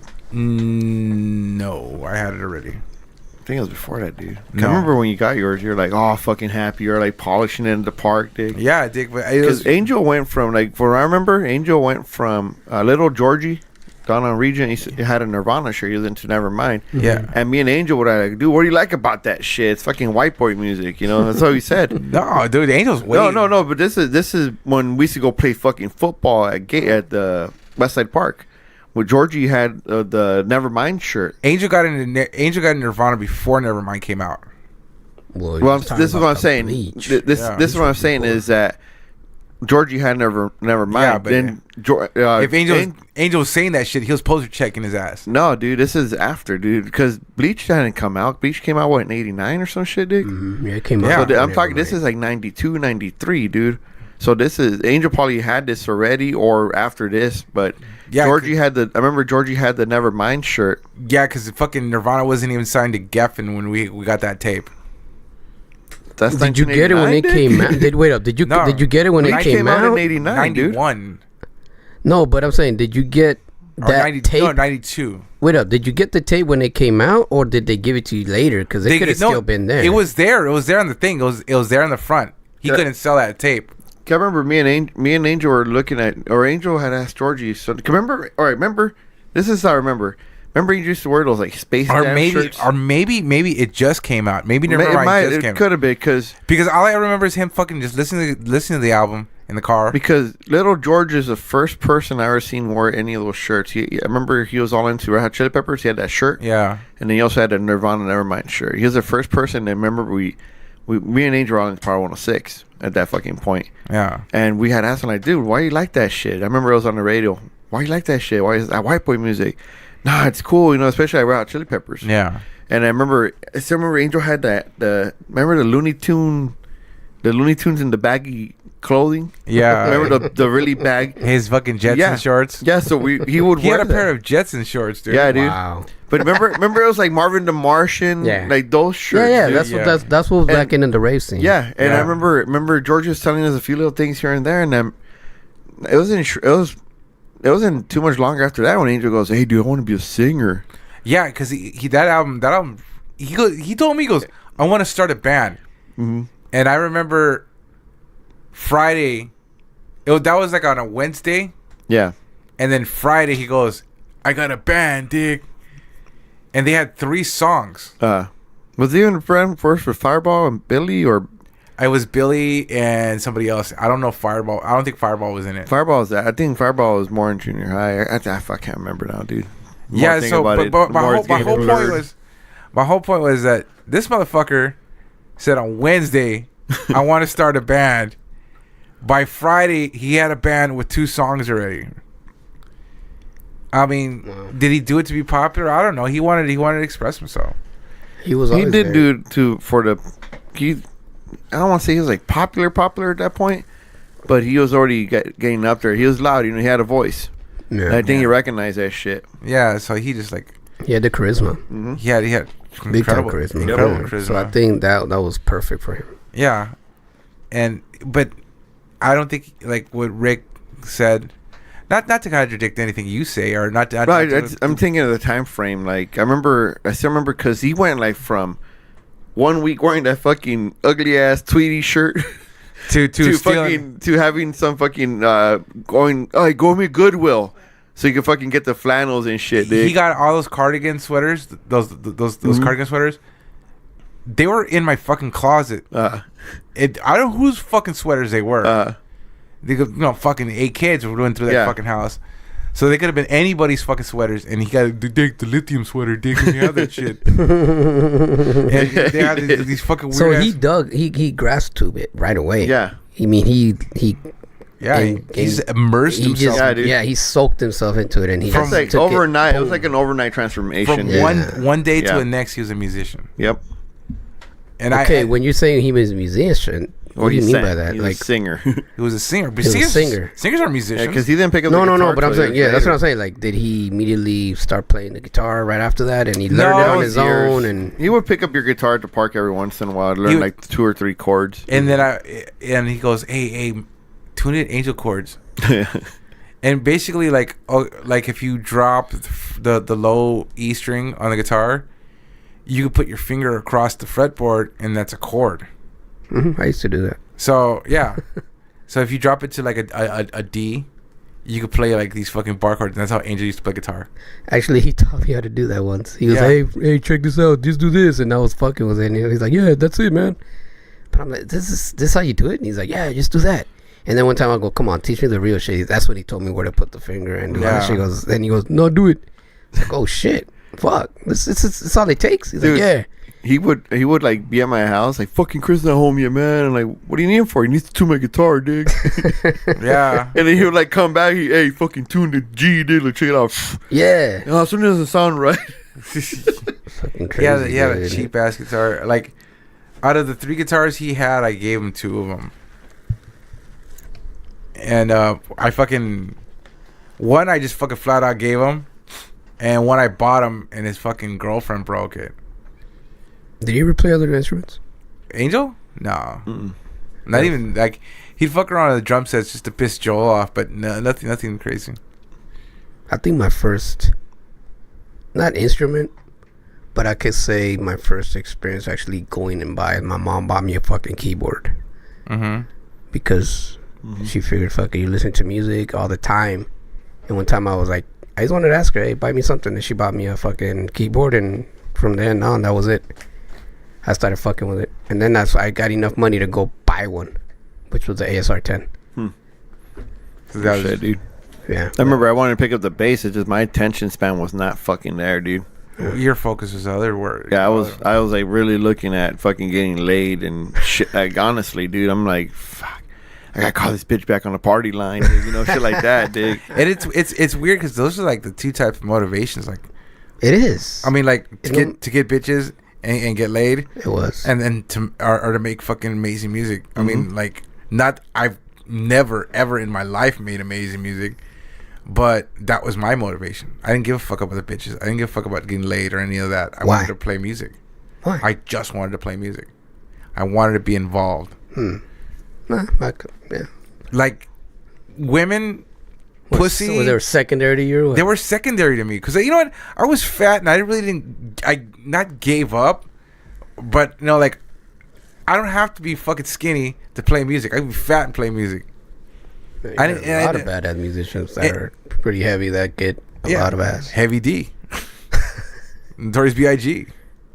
You know, but no, that was my motivation was music. My motivation wasn't women. It wasn't getting laid. It wasn't being popular. I just wanted to play music. I wanted to make good music. You know, I wanted my music to mean something to somebody, like it meant to me. I wanted to. Okay, this is what I wanted to do. I didn't want to sound like anybody, but I wanted to inspire somebody else to the way the bands and the music that I was listening to inspired me. Do you know what I'm saying? I wanted to unlock that into somebody else. Yeah, I don't know. Yeah, I mean, if you ask a lot of musicians, they probably have the same answer. But to me, I always thought it was motivation for women, dude, no matter what. Because everybody I know that played instruments fucking was always about something about women, dude. Yes. It's either they're in love with a chick and they want to sing her a song, or fucking... That's it too. I mean, like... Because I can't remember that fucker's name, dude. He used to always carry around a guitar and he fucking sucked, dude. Fucking... But he got women. Yeah, he knew like one song and he was always fucking playing it, dude. I didn't grow around musicians like that. You ask any real artist, I'm pretty sure they're gonna say the same fucking... That's what I'm saying. You know, like the way... That's the whole motivation. I mean, like... I just think a lot of them are afraid to admit it. You know what? Yeah. But the thing is this. That if you're good at it and you practice long enough, you can get the women anyway. How old were you when you got your? Okay, You don't it know all that has to back do then, with though. it. All has to do with age too. Yeah. What's the average age that somebody joins a group? Probably about 14. Yeah, I think it's once you're breaking out of like junior high. Like junior high. Actually performing out there and doing gigs though.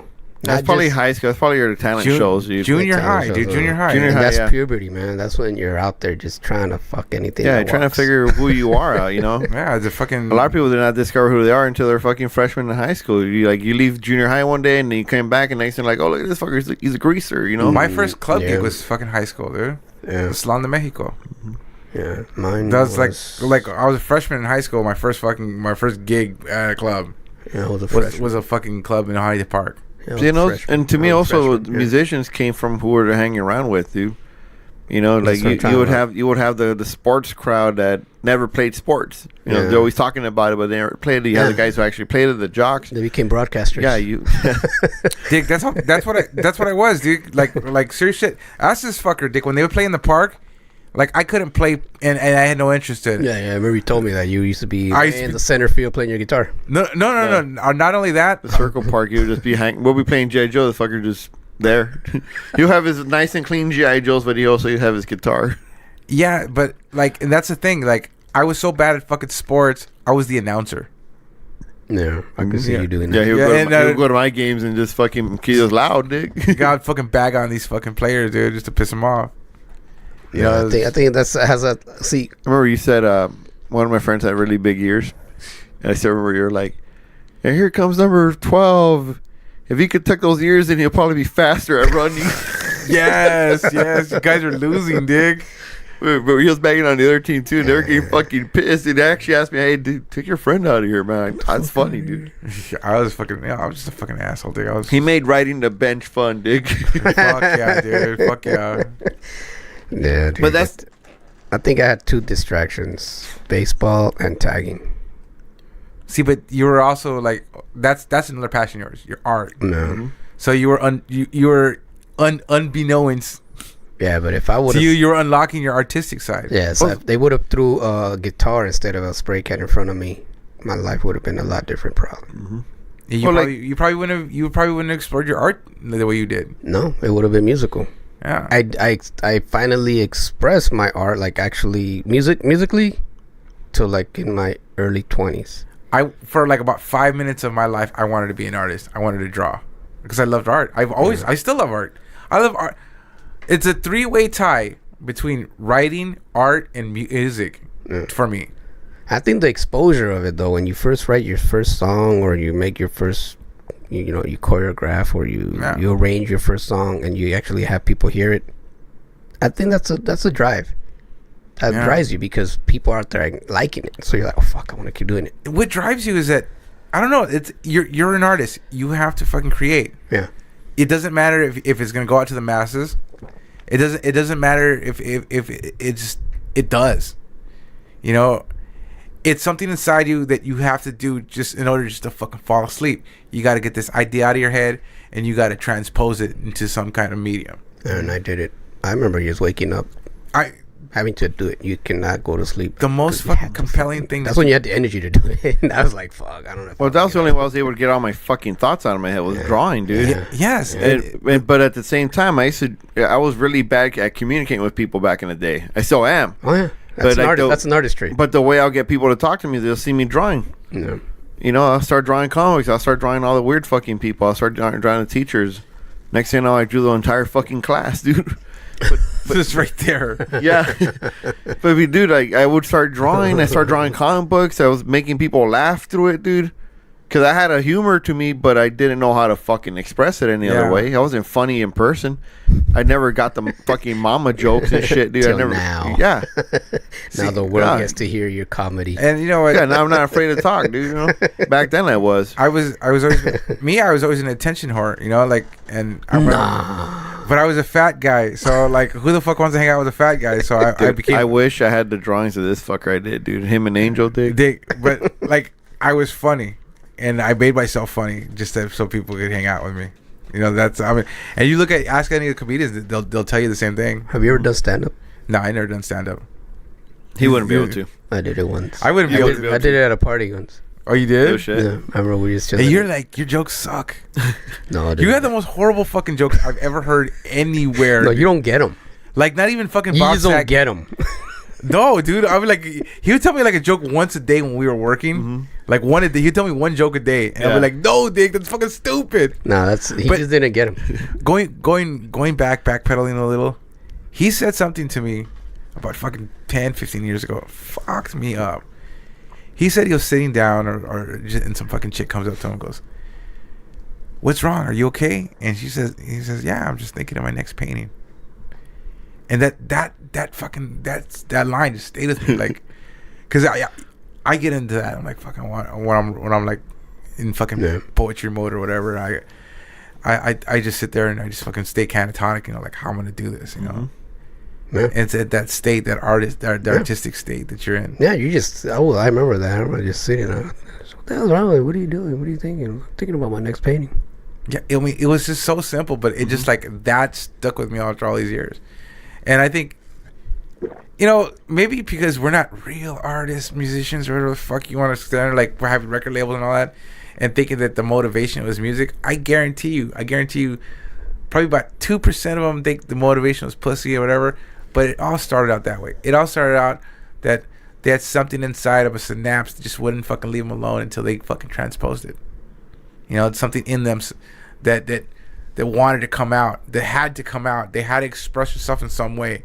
So they pick up guitar, drum set, keyboard, flute, fucking whatever, recording, and they had to get it out of themselves. It's just like, it's like a heroin addict. So busting a nut or with like an instrument. Basically busting a nut. I have a psychological part of it. Women are attracted to fucking guys who get the most attention, dude. No, they want to be part of that. You know what it is? Yeah, it is. You know what it is?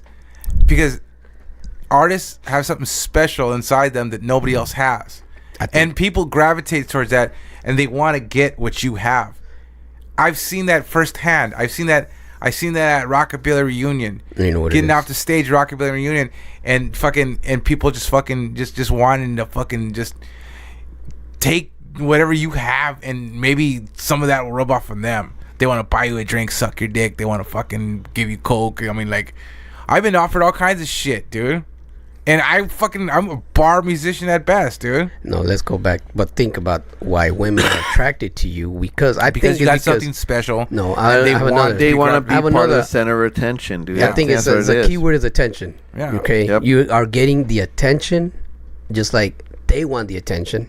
So they kind of relate to you, and they want to be like that. Like, oh shit, he's like, psychologically, they want to be that attention. They want to get this is what it is. To piggyback off what you're trying to say, they want to get the attention from you because you're getting the attention from all these other people, and they want your focus on them, Which is never gonna happen.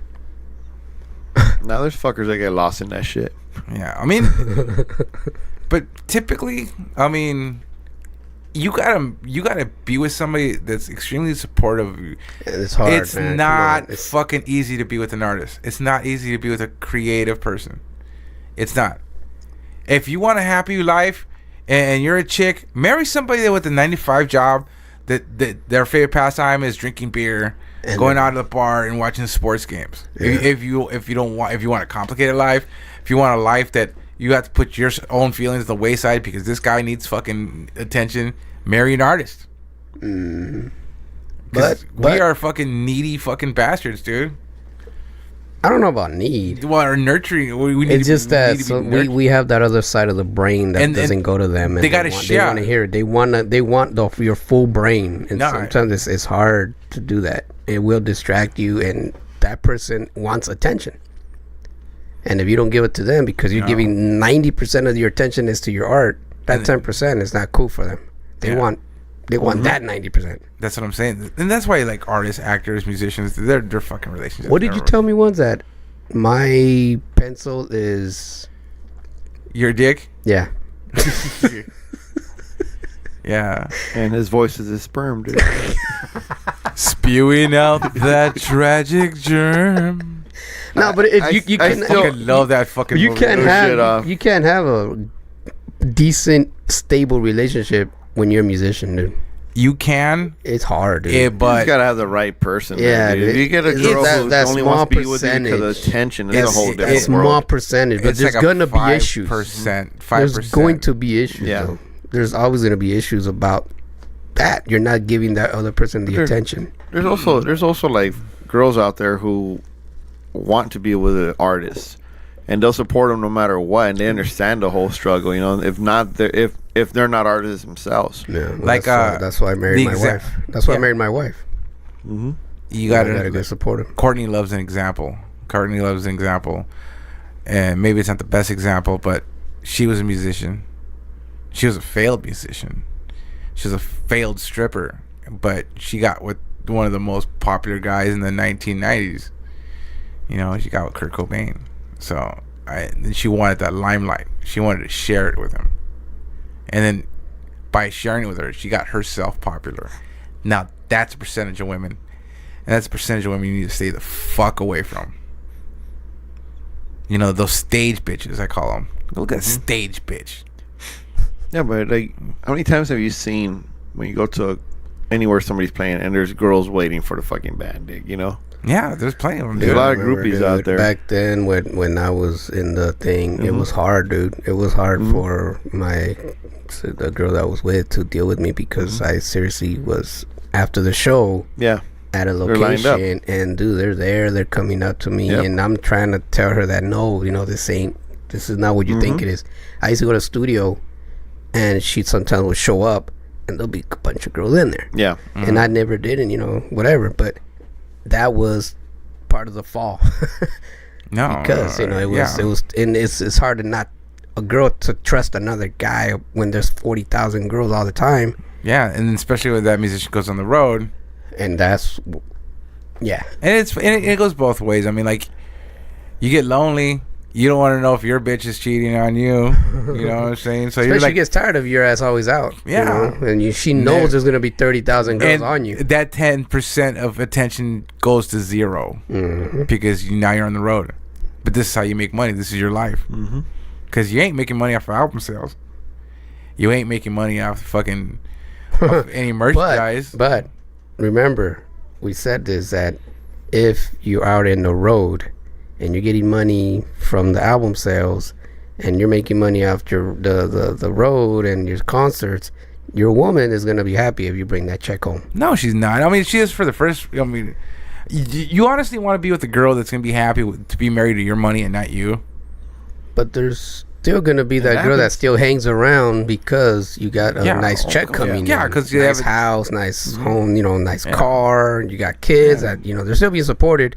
She might not see you every fucking weekend, but you know what? Look, it's like a fucking baseball player. Okay, just like baseball player, he's out for half of the fucking year, and then he's fighting with his wife, but he's giving her a big ass house, but fucking mansion, but she's not really with him every fucking night. But she's not with she's them happy. She's not with them at all. Yeah, but she's happy basically with a big ass house. She traded her relationship for millions of dollars. That's basically what she did. That's a rock star. Like bands like Metallica, like that stay on the fucking road for like 2.5 years. No. Slayer does the same thing. That's probably why Slayer's fucking breaking up because they're tired of it. You know, fucking Tom Araya said he's a grandfather now. He wants to fucking raise one kid. You know, it's just a toss up. I mean, you have to fucking, you know, if you're on a label, you have to go hit the road to make money to pay back the label that lend you the money for your recording of the album and to make money yourself. So part of that money is going to go to all your staff and the label, and then part of that goes, so depending how popular you are or the people that are willing to pay, and how much they're willing to pay you, that will fucking, and how many people don't know about you, that will dictate how long you are on the road. But it all has to do with how popular you are. Yeah, because the minute you're not popular anymore, they drop you. Of course. But the good thing is you'll still get paid. How many times have you gotten fired from a job and your boss still sends you a check?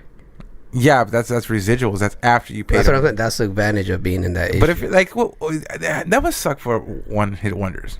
Hell no. No, I'll tell you why.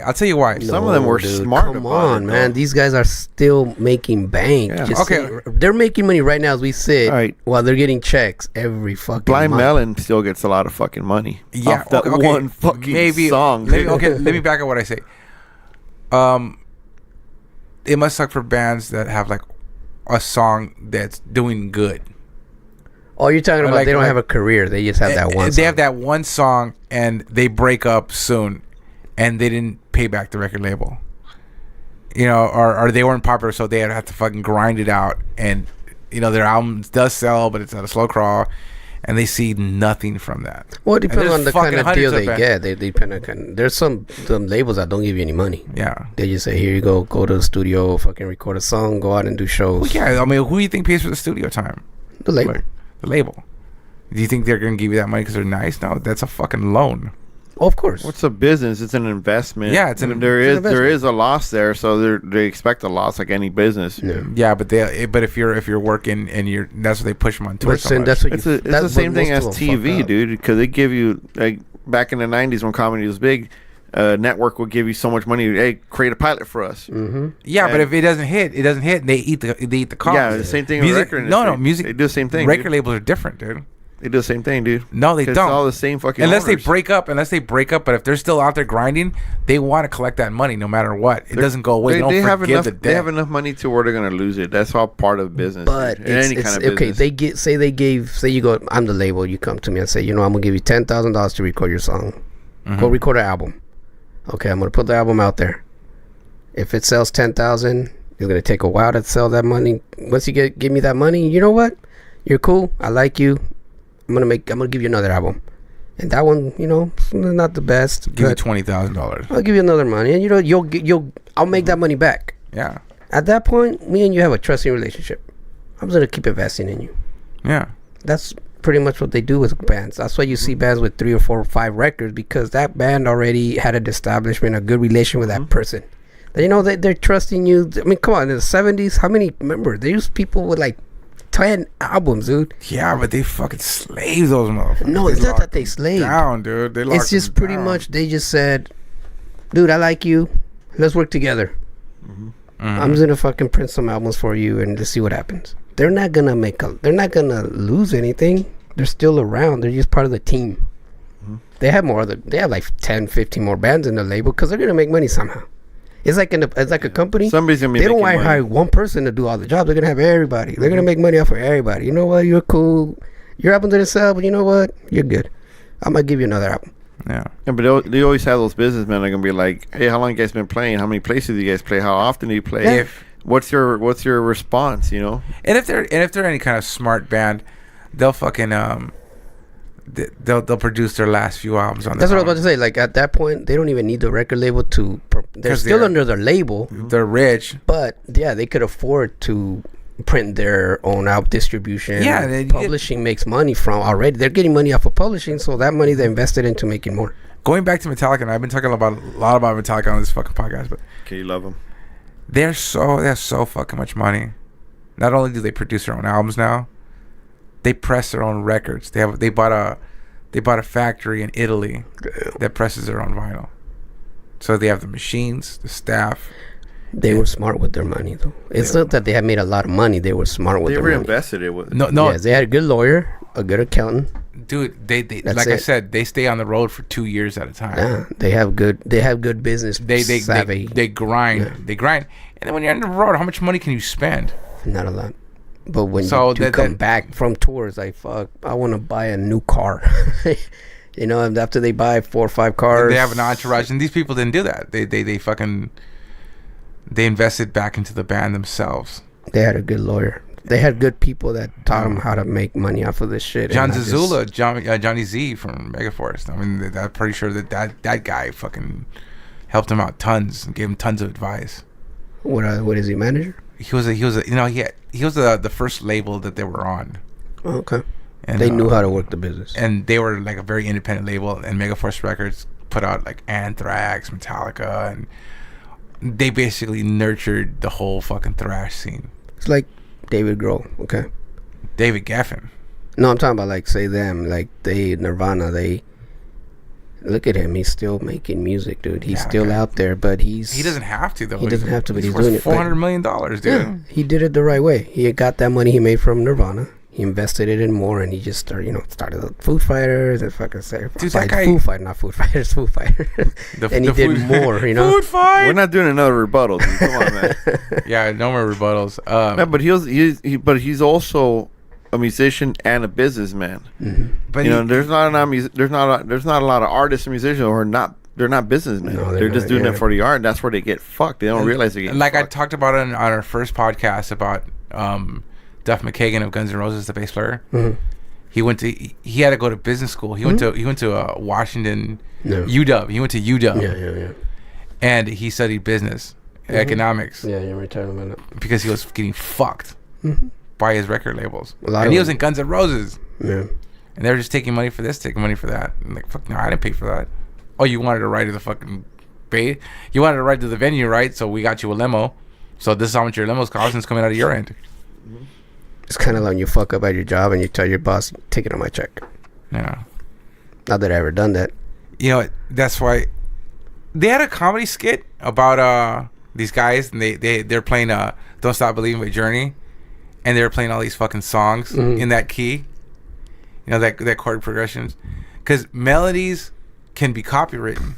Yeah. If you have a melody like but not scale, I heard. The whole it was a fake news story, but it came out I think early this year or late last year about Lana Del Rey's song, and it sounded shockingly familiar because it sounded like Radiohead's "Creep," and supposedly Radiohead tried to sue them. Yeah, but Radiohead, that's just the same shit, right? It's a dun dun dun dun. No. But she copyright she copied or ripped off the vocal melody. I'm a creep. Oh, really? I'm a weirdo. That vocal melody, she didn't say those words, but that vocal melody she ripped off. Oh, wow. And even the song was in the same key, in the same chord progression. What's her name? Lana Del Rey. I'll check it out. She pioneered a music called sadcore. And she got fucked. She didn't get fucked. She didn't get fucked. It was fake news. Oh, I didn't hear that part of the story right now. Sorry. Somebody leaked it out, and fucking Radiohead said, "I don't even know who the fuck Lana Del Rey is. We didn't sue nobody." So, you know. Yeah, I already paused it and I put it back. So basically, you know, you could copyright a melody, but you can't copyright a chord progression. And because all the hit songs have that same formula of the chord progression. Mm-hmm. You know, it starts off with this chord, then this chord, and this chord, and that's what makes a hit song. Like, I remember I was watching the movie Rockstar with Mark Wahlberg, and I was just hanging out, and I was just playing arpeggios and scales, and then I just started playing along to every song that started on the 5th fret on the E string. You know, it all started with A. All the songs were in the key of fucking A. All the fucking songs, and these are all hit metal songs, and they all started in the key of A. Wow. And I thought that was fucking funny. And like it became a game that I learned all these fucking songs because I knew where they started. So I knew what the next chord was going to be. And so it became a game where like I knew a song was coming up and I'd get my hand position ready for that song, and sure enough I'd strum that fucking note and it was a fucking note right there. And yeah, so it has it's a natural thing that happens with musicians they're playing. It just automatically goes to that next chord. Landon hit it on the head when they said that there is a certain formula to a hit song. No. I 100% agree. Exactly what that is, I don't know. It still has an element of magic, but there is a formula that people try, and you see it. You see it like Nirvana, how that whole scene came out, and they wanted bands to sound like that because bands making millions of dollars. They're selling millions of records a fucking minute. Or Snoop Dogg's fucking Doggy Style. That album's going, we got to make a rap group that sounds like Snoop Dogg. We got to find an artist who sound like Snoop Dogg, and we got producers that sound like Dr. Dre, because they want the money. So there's a certain formula. There is. You know, and that's why you don't copyright chord progressions, because there's only so many you could do.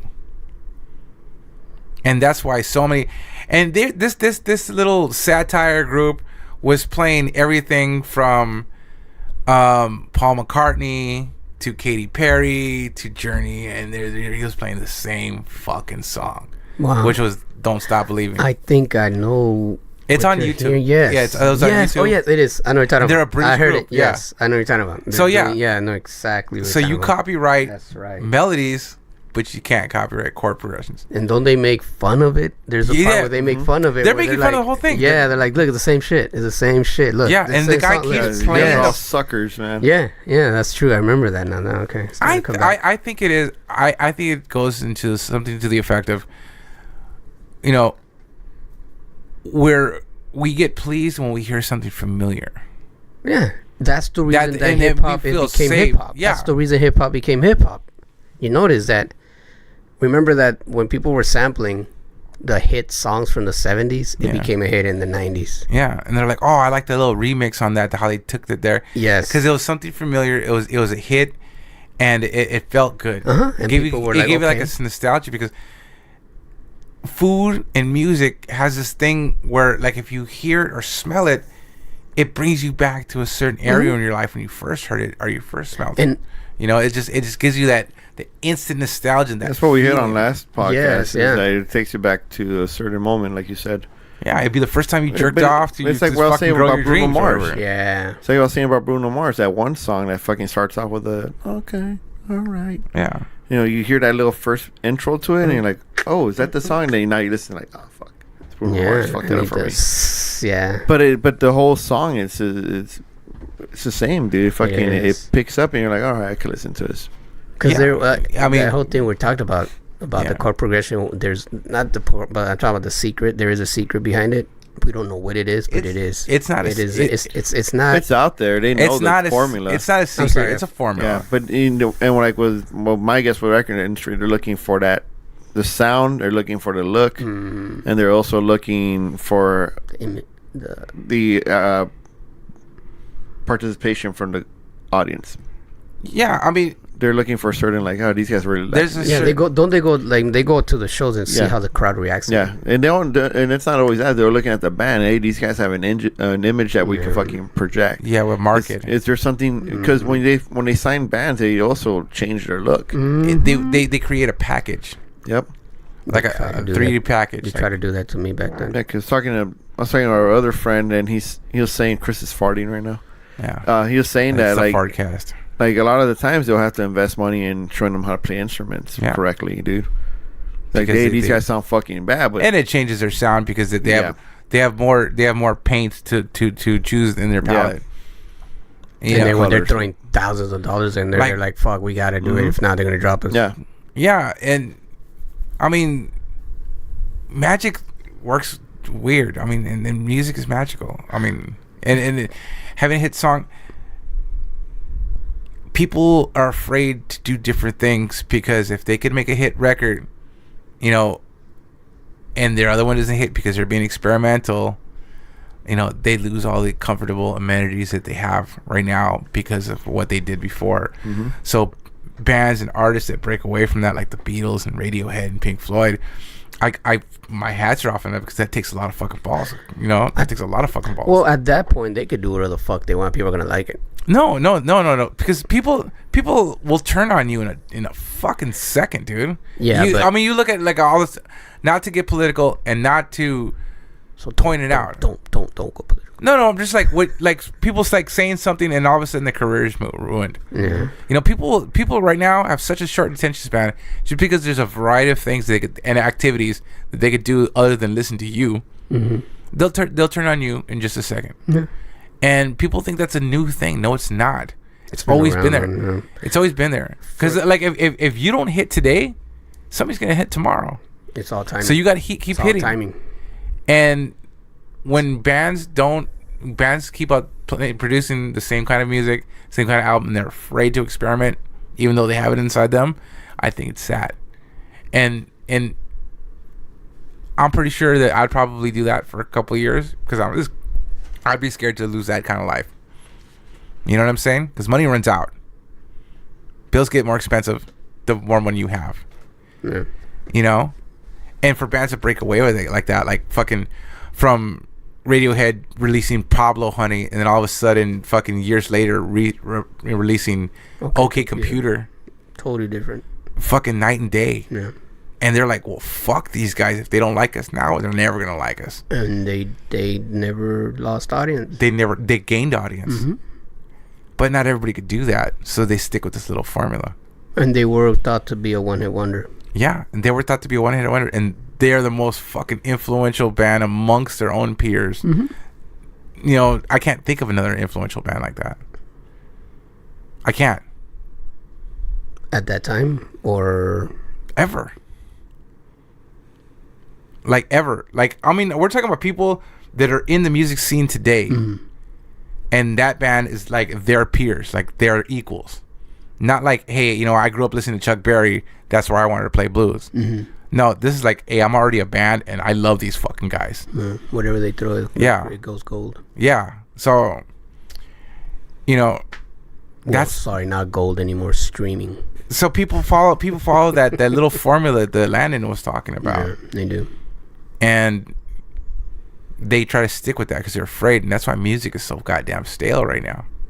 I mean, and it's stale across the board, from hip hop to pop to country to R&B to punk rock, even fucking metal. It's all stale. Have you ever listened to a station, one station for a whole week? No, not for a long time. Have you done that before? Yes. And then why don't you do it now? Because it's all. And that's the problem with music right now, is that we have so many options and we don't stick to one. We're not loyal anymore. It's not that they have so many options. We have actually less options than we did before. No. Music wise, we have more options. No. You had I don't think we're loyal anymore to music. To musicians. Give me a groups. Give me we have so many options. We don't even have one. Do you know of one group right now? If you're to actually think, I'm gonna listen to these guys for the next 2 years. Hiatus Coyote. And you go, we'll listen to them. I would listen to them the next 2 years because their fucking music's amazing. Okay. Do you remember back in the day when we used to call K-Rock and ask them to stop playing Blink-182? Yeah, that was fucking hilarious, dude. We weren't doing it to be funny, dude. We were doing it because they would fucking drill it into you, dude. Okay, but that's the thing about back in the day, and I'm not trying to still do it now. They still do it now. Yeah. I'm not trying to sound that, but listen to me. Just now that's a formula. Hold on. Shut the fuck up. Listen to me. I got a fucking point to say. The Chriscast. It's the fucking Chriscast coming to you live. No. But what I'm saying is this. You're saying that we have more options now for radio. No, we don't. We have less options because back in the day, you had 2 metal stations. You had Pirate Radio and you had KNAC, and they played completely different music. And then you had KLOS, and then you had you're lucky enough you could get Jack FM from San Diego. No. Was it Jack? Joe. Was it Jack? What's the one in San Jack Diego? And Joe. I think it was Joe. Can't remember which one. There's one from San Diego you could kind of get when you're over here. If you had a strong enough antenna. If you're like in Bombello in the hills, you could get the signal and shit. I think it was Joe. So yeah, and then you had you had 2 different types of classic rock stations. You had 2 different type of oldie stations. Now, if it's not pop or rap, the playlist is basically the same across the board. Yeah. It's always been App Radio and Kiss FM play the exact same music. Yeah. Well, K-Rock gets into the same fucking thing, dude. K-Rock, KLOS. No. And I'm sorry, guys, we're on the West Coast. These are our radio stations. Jack FM. At Jack FM, they play all the exact same music. They all play Guns N' Roses. They all play fucking Aerosmith. Yeah. They all play. I think he's talking about options as far as you got XM radio. You have now, terrestrial radio. You have internet radio. I'm talking about terrestrial radio here. But see, what I'm trying to tell you is that, I mean, that's why terrestrial radio is failing. Yeah. Well, what I'm saying is, okay, back then, you didn't have SoundCloud. You didn't have Spotify. You didn't have Pandora. You were at the mercy of the radio station. You were in the mercy of the radio station. So whatever they played, they might have played that one group 20 times a day, and that made you loyal to them for some weird reason. You liked them. But and you went and saw you bought their album. See, that worked the opposite for me because I kept hearing Blink-182 every 15 fucking minutes on K-Rock. We're like, fuck that. But how many people love them? No, they have a big ass fucking following ever, dude. We're talking about formulas. I think that's the records. Yeah, that's record them. station formula. And that I works. truly believe There's record labels are paying the station. Oh, they are. Yeah, Right. there's payola. there's a That's name. payola. Right Payola. there. Payola. Yep. Yeah, they do it Yeah. on purpose, and Yep. there's a formula behind that. So Yeah. we had an option to go and buy Dead music. Kennedys are the first ones to call them out on it with that song. Payola. Yeah, no, it's called "Pull My Strings." Yeah. Yep. They would be like, "My payola." Yep. But remember, what I'm trying to get at is that the reason that back then I actually became loyal to certain groups is because they would play them a lot. That would go and buy their records because I heard it on the radio, or I heard it word of mouth. Now back then, I would have had all these freaking stations that I have now. I don't know what my palette would have been. You know, Because it's right exactly. now you You'll be have so many things to listen to nowadays, you'll be listening to fucking trap music. You'll be listening. And not to only that, you'll be but listening to like Katy Perry. Well, the world now is more advertising. I mean, don't get me wrong; it's always been advertising, but now it's more in tune to get you to fucking like certain things, buy certain things. it's fucking. It's becoming Minority Report, like that movie Minority Report. Not just that, but it's becoming fucking They Live. You know? Yeah, no, yeah. No, You know? it's like I don't know if you ever seen Minority Report. Yeah, I've seen it. Like how they scan your eye and all of a sudden there's an advertisement of something you like. It's the same thing with Facebook. That's exactly what it is. Okay, the problem right now, what makes music so bad right now, and I've been thinking about this, since last week, and I think I figured it out. Now, the problem of having so much options is you're limiting yourself to something you like, and you stick with what you like, and you don't go out there and experiment. So you actually, the illusion of choice is there, but you have no choice. You listen to like, hey, I'm gonna stick with Guns N' Roses because I like Guns N' Roses. I'm gonna stick with Kool Moe Dee because I like because God made me funky. But you're not out there like, hey, who's the new artist? And it's harder to find because all these algorithms you put on your Spotify and your YouTube and SoundCloud and because they take a mathematical dictation of what you listen to, so they could bring out music that like fucking, hey, you might like this song, which is great in theory. It's but a double-edged sword, though, man. You're limiting yourself to find out the new Nirvana, the new. But see, what I think Mariah is Carey. I think the problem with that is there's too many news. Too many news. Yeah. Think about it, man. There's so many. How many new artists have you heard in the past month? I've heard a lot just because I've been looking. Yeah. Too many, dude. Yeah. Back then, we heard one new guy probably every other But 5-6 months, and we liked them, and we heard it a lot, and they were new, and we kept going with that. But the problem now we got too is that there's 30,000 news. It's like fuck. But the problem now, who do I like? The biggest problem now with these guys is they're trying to sound like everybody else, and they're trying to sound like what's hitting and shit, dude. So they're doing what the record industry was doing back then. And it's another point that Landon made in the hip hop podcast. He said that that they have 3 or 4 songs the same beat. And that would be some asshole shit that me and Rick would do. Like, hey, Dick, why don't we just fucking produce this song and put this beat on here? Hey, we're talking about that the other day too, dude. We're making our own music, Dick. Yeah. I think that's my problem right now, is that I feel bad for the kids nowadays because they are hearing way too many artists, dude. Yeah, but I also way think, too many stations. But I also think that's why the EDM's hitting, dude. They're not. Yeah. That's why I think EDM's hitting, because they're getting all that and then they're taking it to a whole different level, dude. And EDM music's played in fucking like every fucking country. Every fucking where. Everywhere you look at like YouTube videos, there's EDM music on there. Yep. Fucking Keeping Up with the Kardashians. I've been fucking watching that. Don't ask why. I've been watching the Keeping Up with the Kardashians forever, and they have fucking EDM music in there. So it's subconsciously played in there. And EDM music is probably the easiest music to produce. Compared to producing a collective group of people. Yeah. You have one person or 2 people. But EDM brings in a whole different. How many times have you heard somebody listen to EDM just on their own? I fucking listen to EDM on my own. I mean, how many times do you see it? To go out there to it? No, because they're fucking expensive. I mean, yeah, but I mean, I'm not saying go see them, the show. Yeah. I'm seeing like you on your headphones listening to it. How many times? You don't much. Once a week, maybe. Yeah, but not much. I'll listen to right? like Lazy Dog or some old school shit. But I think people are looking for the festival and the show. There's lights. There's people like that. They get to dress up. It's a whole fucking thing, dude. It brings us back into our state of megalomania. Yeah, like compare that to Slayer. Yeah.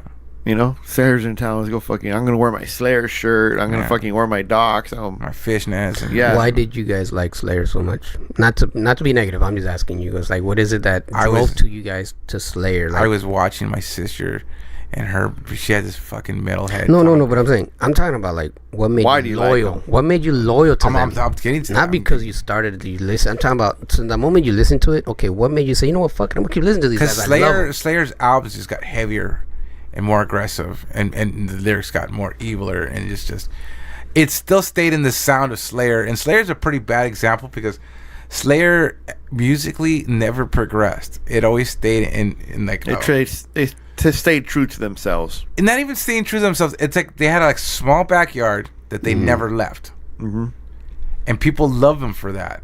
That they never went out and did shit like Metallica. They figured out their own formula that worked for them. Yeah, and they stayed within those boundaries, and they never explored anything else other than that little backyard. And because of the times they did try to expand, then their fans let them know that we don't like this shit. Yeah, And they went right back. Yep. they went right back. I mean, Was it like 2 albums? One Or album. One album that just One fucked it album. all up, and then they have to came back. back when metalcore or like the new metal, like Limp Bizkit, fucking Spine Shake, Korn, and all those bands are out.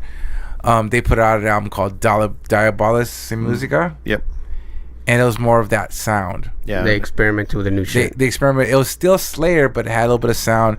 It had less guitar solos, and the fans hated it Yeah. And they let them know it. universally across the board. They let them know it, dude. And they let Well, them even know like it. the latest album, same thing.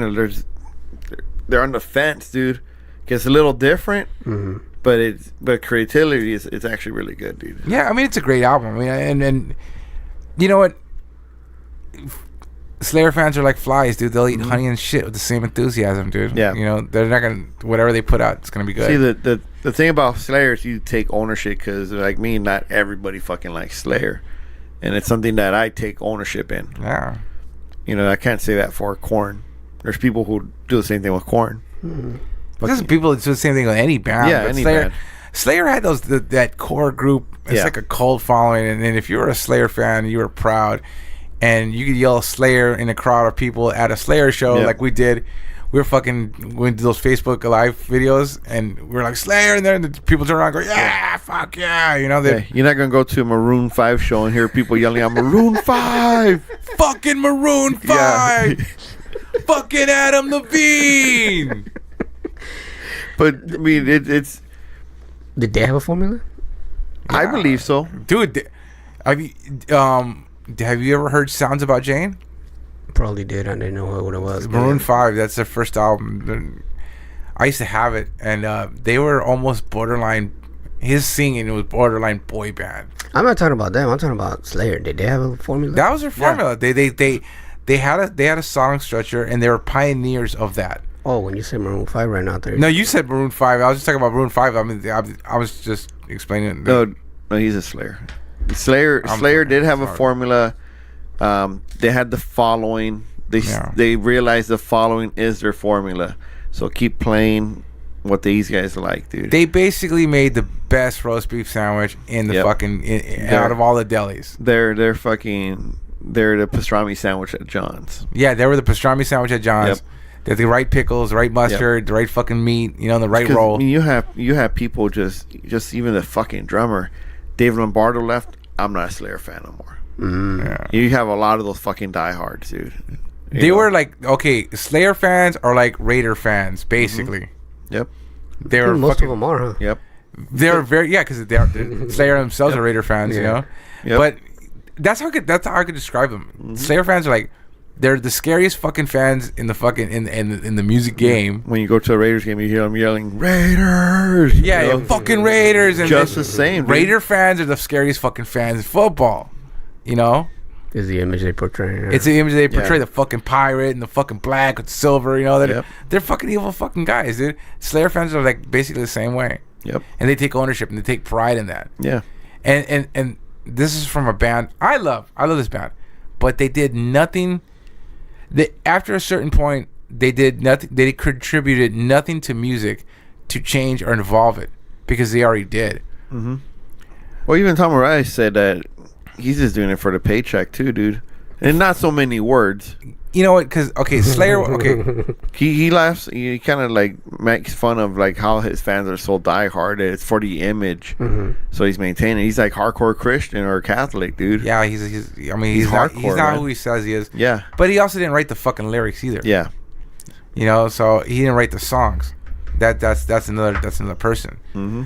But Slayer was the gasoline, fucking ether soaked rag. Mm-hmm. And the match that started the fire of death metal. Mm-hmm. So they created that scene, death metal. Yeah. Unintentionally, they did. Yeah. I mean, it was around there before, but out of the 4 bands that came out of that genre of thrash metal, they were definitely the most heaviest. They were definitely the most wickedest. And like, I couldn't relate to Metallica. I could relate to fucking Slayer, dude, and I still can't relate to Metallica. Because I mean, Metallica. You gotta love Metallica as much as I did to hate Metallica as much as I do, because they broke my fucking heart. You know, they're like, why? Was it just Napster? No, it wasn't Napster. It had nothing to do with Napster. It had everything to do with they put out. Is it music? They put out Kill Them All. Right after that, they put out Ride the Lightning, Master of Puppets, and fucking and Injustice for All. And those albums were fucking masterpieces. They were getting heavier, more technical. And then all of a sudden they put out this album that had no name, and it was a black album cover. And it was dog shit. And it went downhill from there. And I get it, they were trying to experiment, but they lost their seminal roots. And they never got it back. So and goes back to that question. So that's most of the times some people are afraid. Yeah, and they're afraid to lose it. But you know, and they were just so unapologetic about the whole thing. I was just like, "Fuck these guys, dude." And did they ever come back and make another one? Did they ever come back? They came back and like fucking Joel tried to get me into it. Like, "Hey, Dick, you gotta hear the new Metallica album, Dick." And I listened to it. I'm like, "That's okay. It's pretty good, whatever." But it ain't no Justice for All. Yeah. The best Metallica song to me was the one that came out in old school, where they kidnapped Blue. Oh yeah, Master of Puppets. Yep. That's the only song I semi like, and other than that, I don't relate to them. I can't fucking see them. I just don't like them, dude. I mean, they're great live. I mean, and I'm sure they are, dude. They're fucking amazing. I mean, their level of loyalty to their fans and their love for their fans is unprecedented. No one does what they do for their fans. Every fucking gig, fucking 300 gigs a year.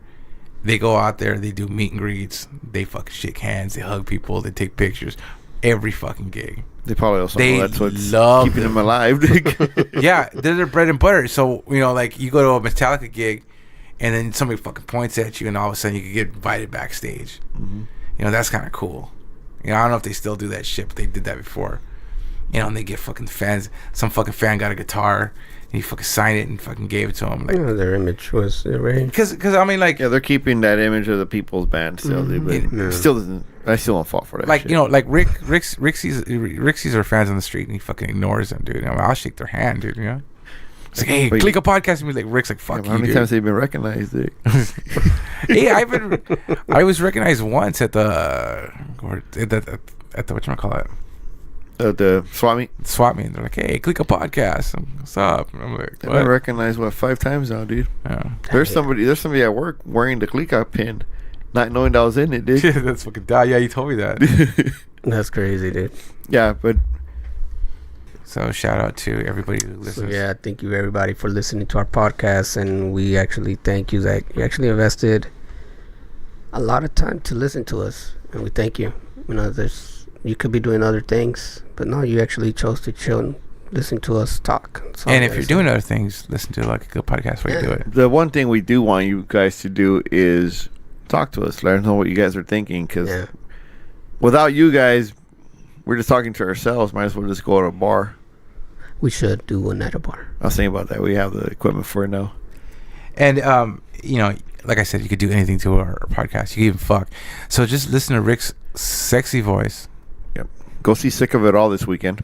Go see Sick of It All. Go see Adolescents and Death by Stereo this weekend. They're playing tomorrow, so I guess you won't be able to. Well, Death by Stereo is actually playing with Adolescents tomorrow. Yeah. I don't So know. they're not playing with fucking Sick of It All then. What do you mean?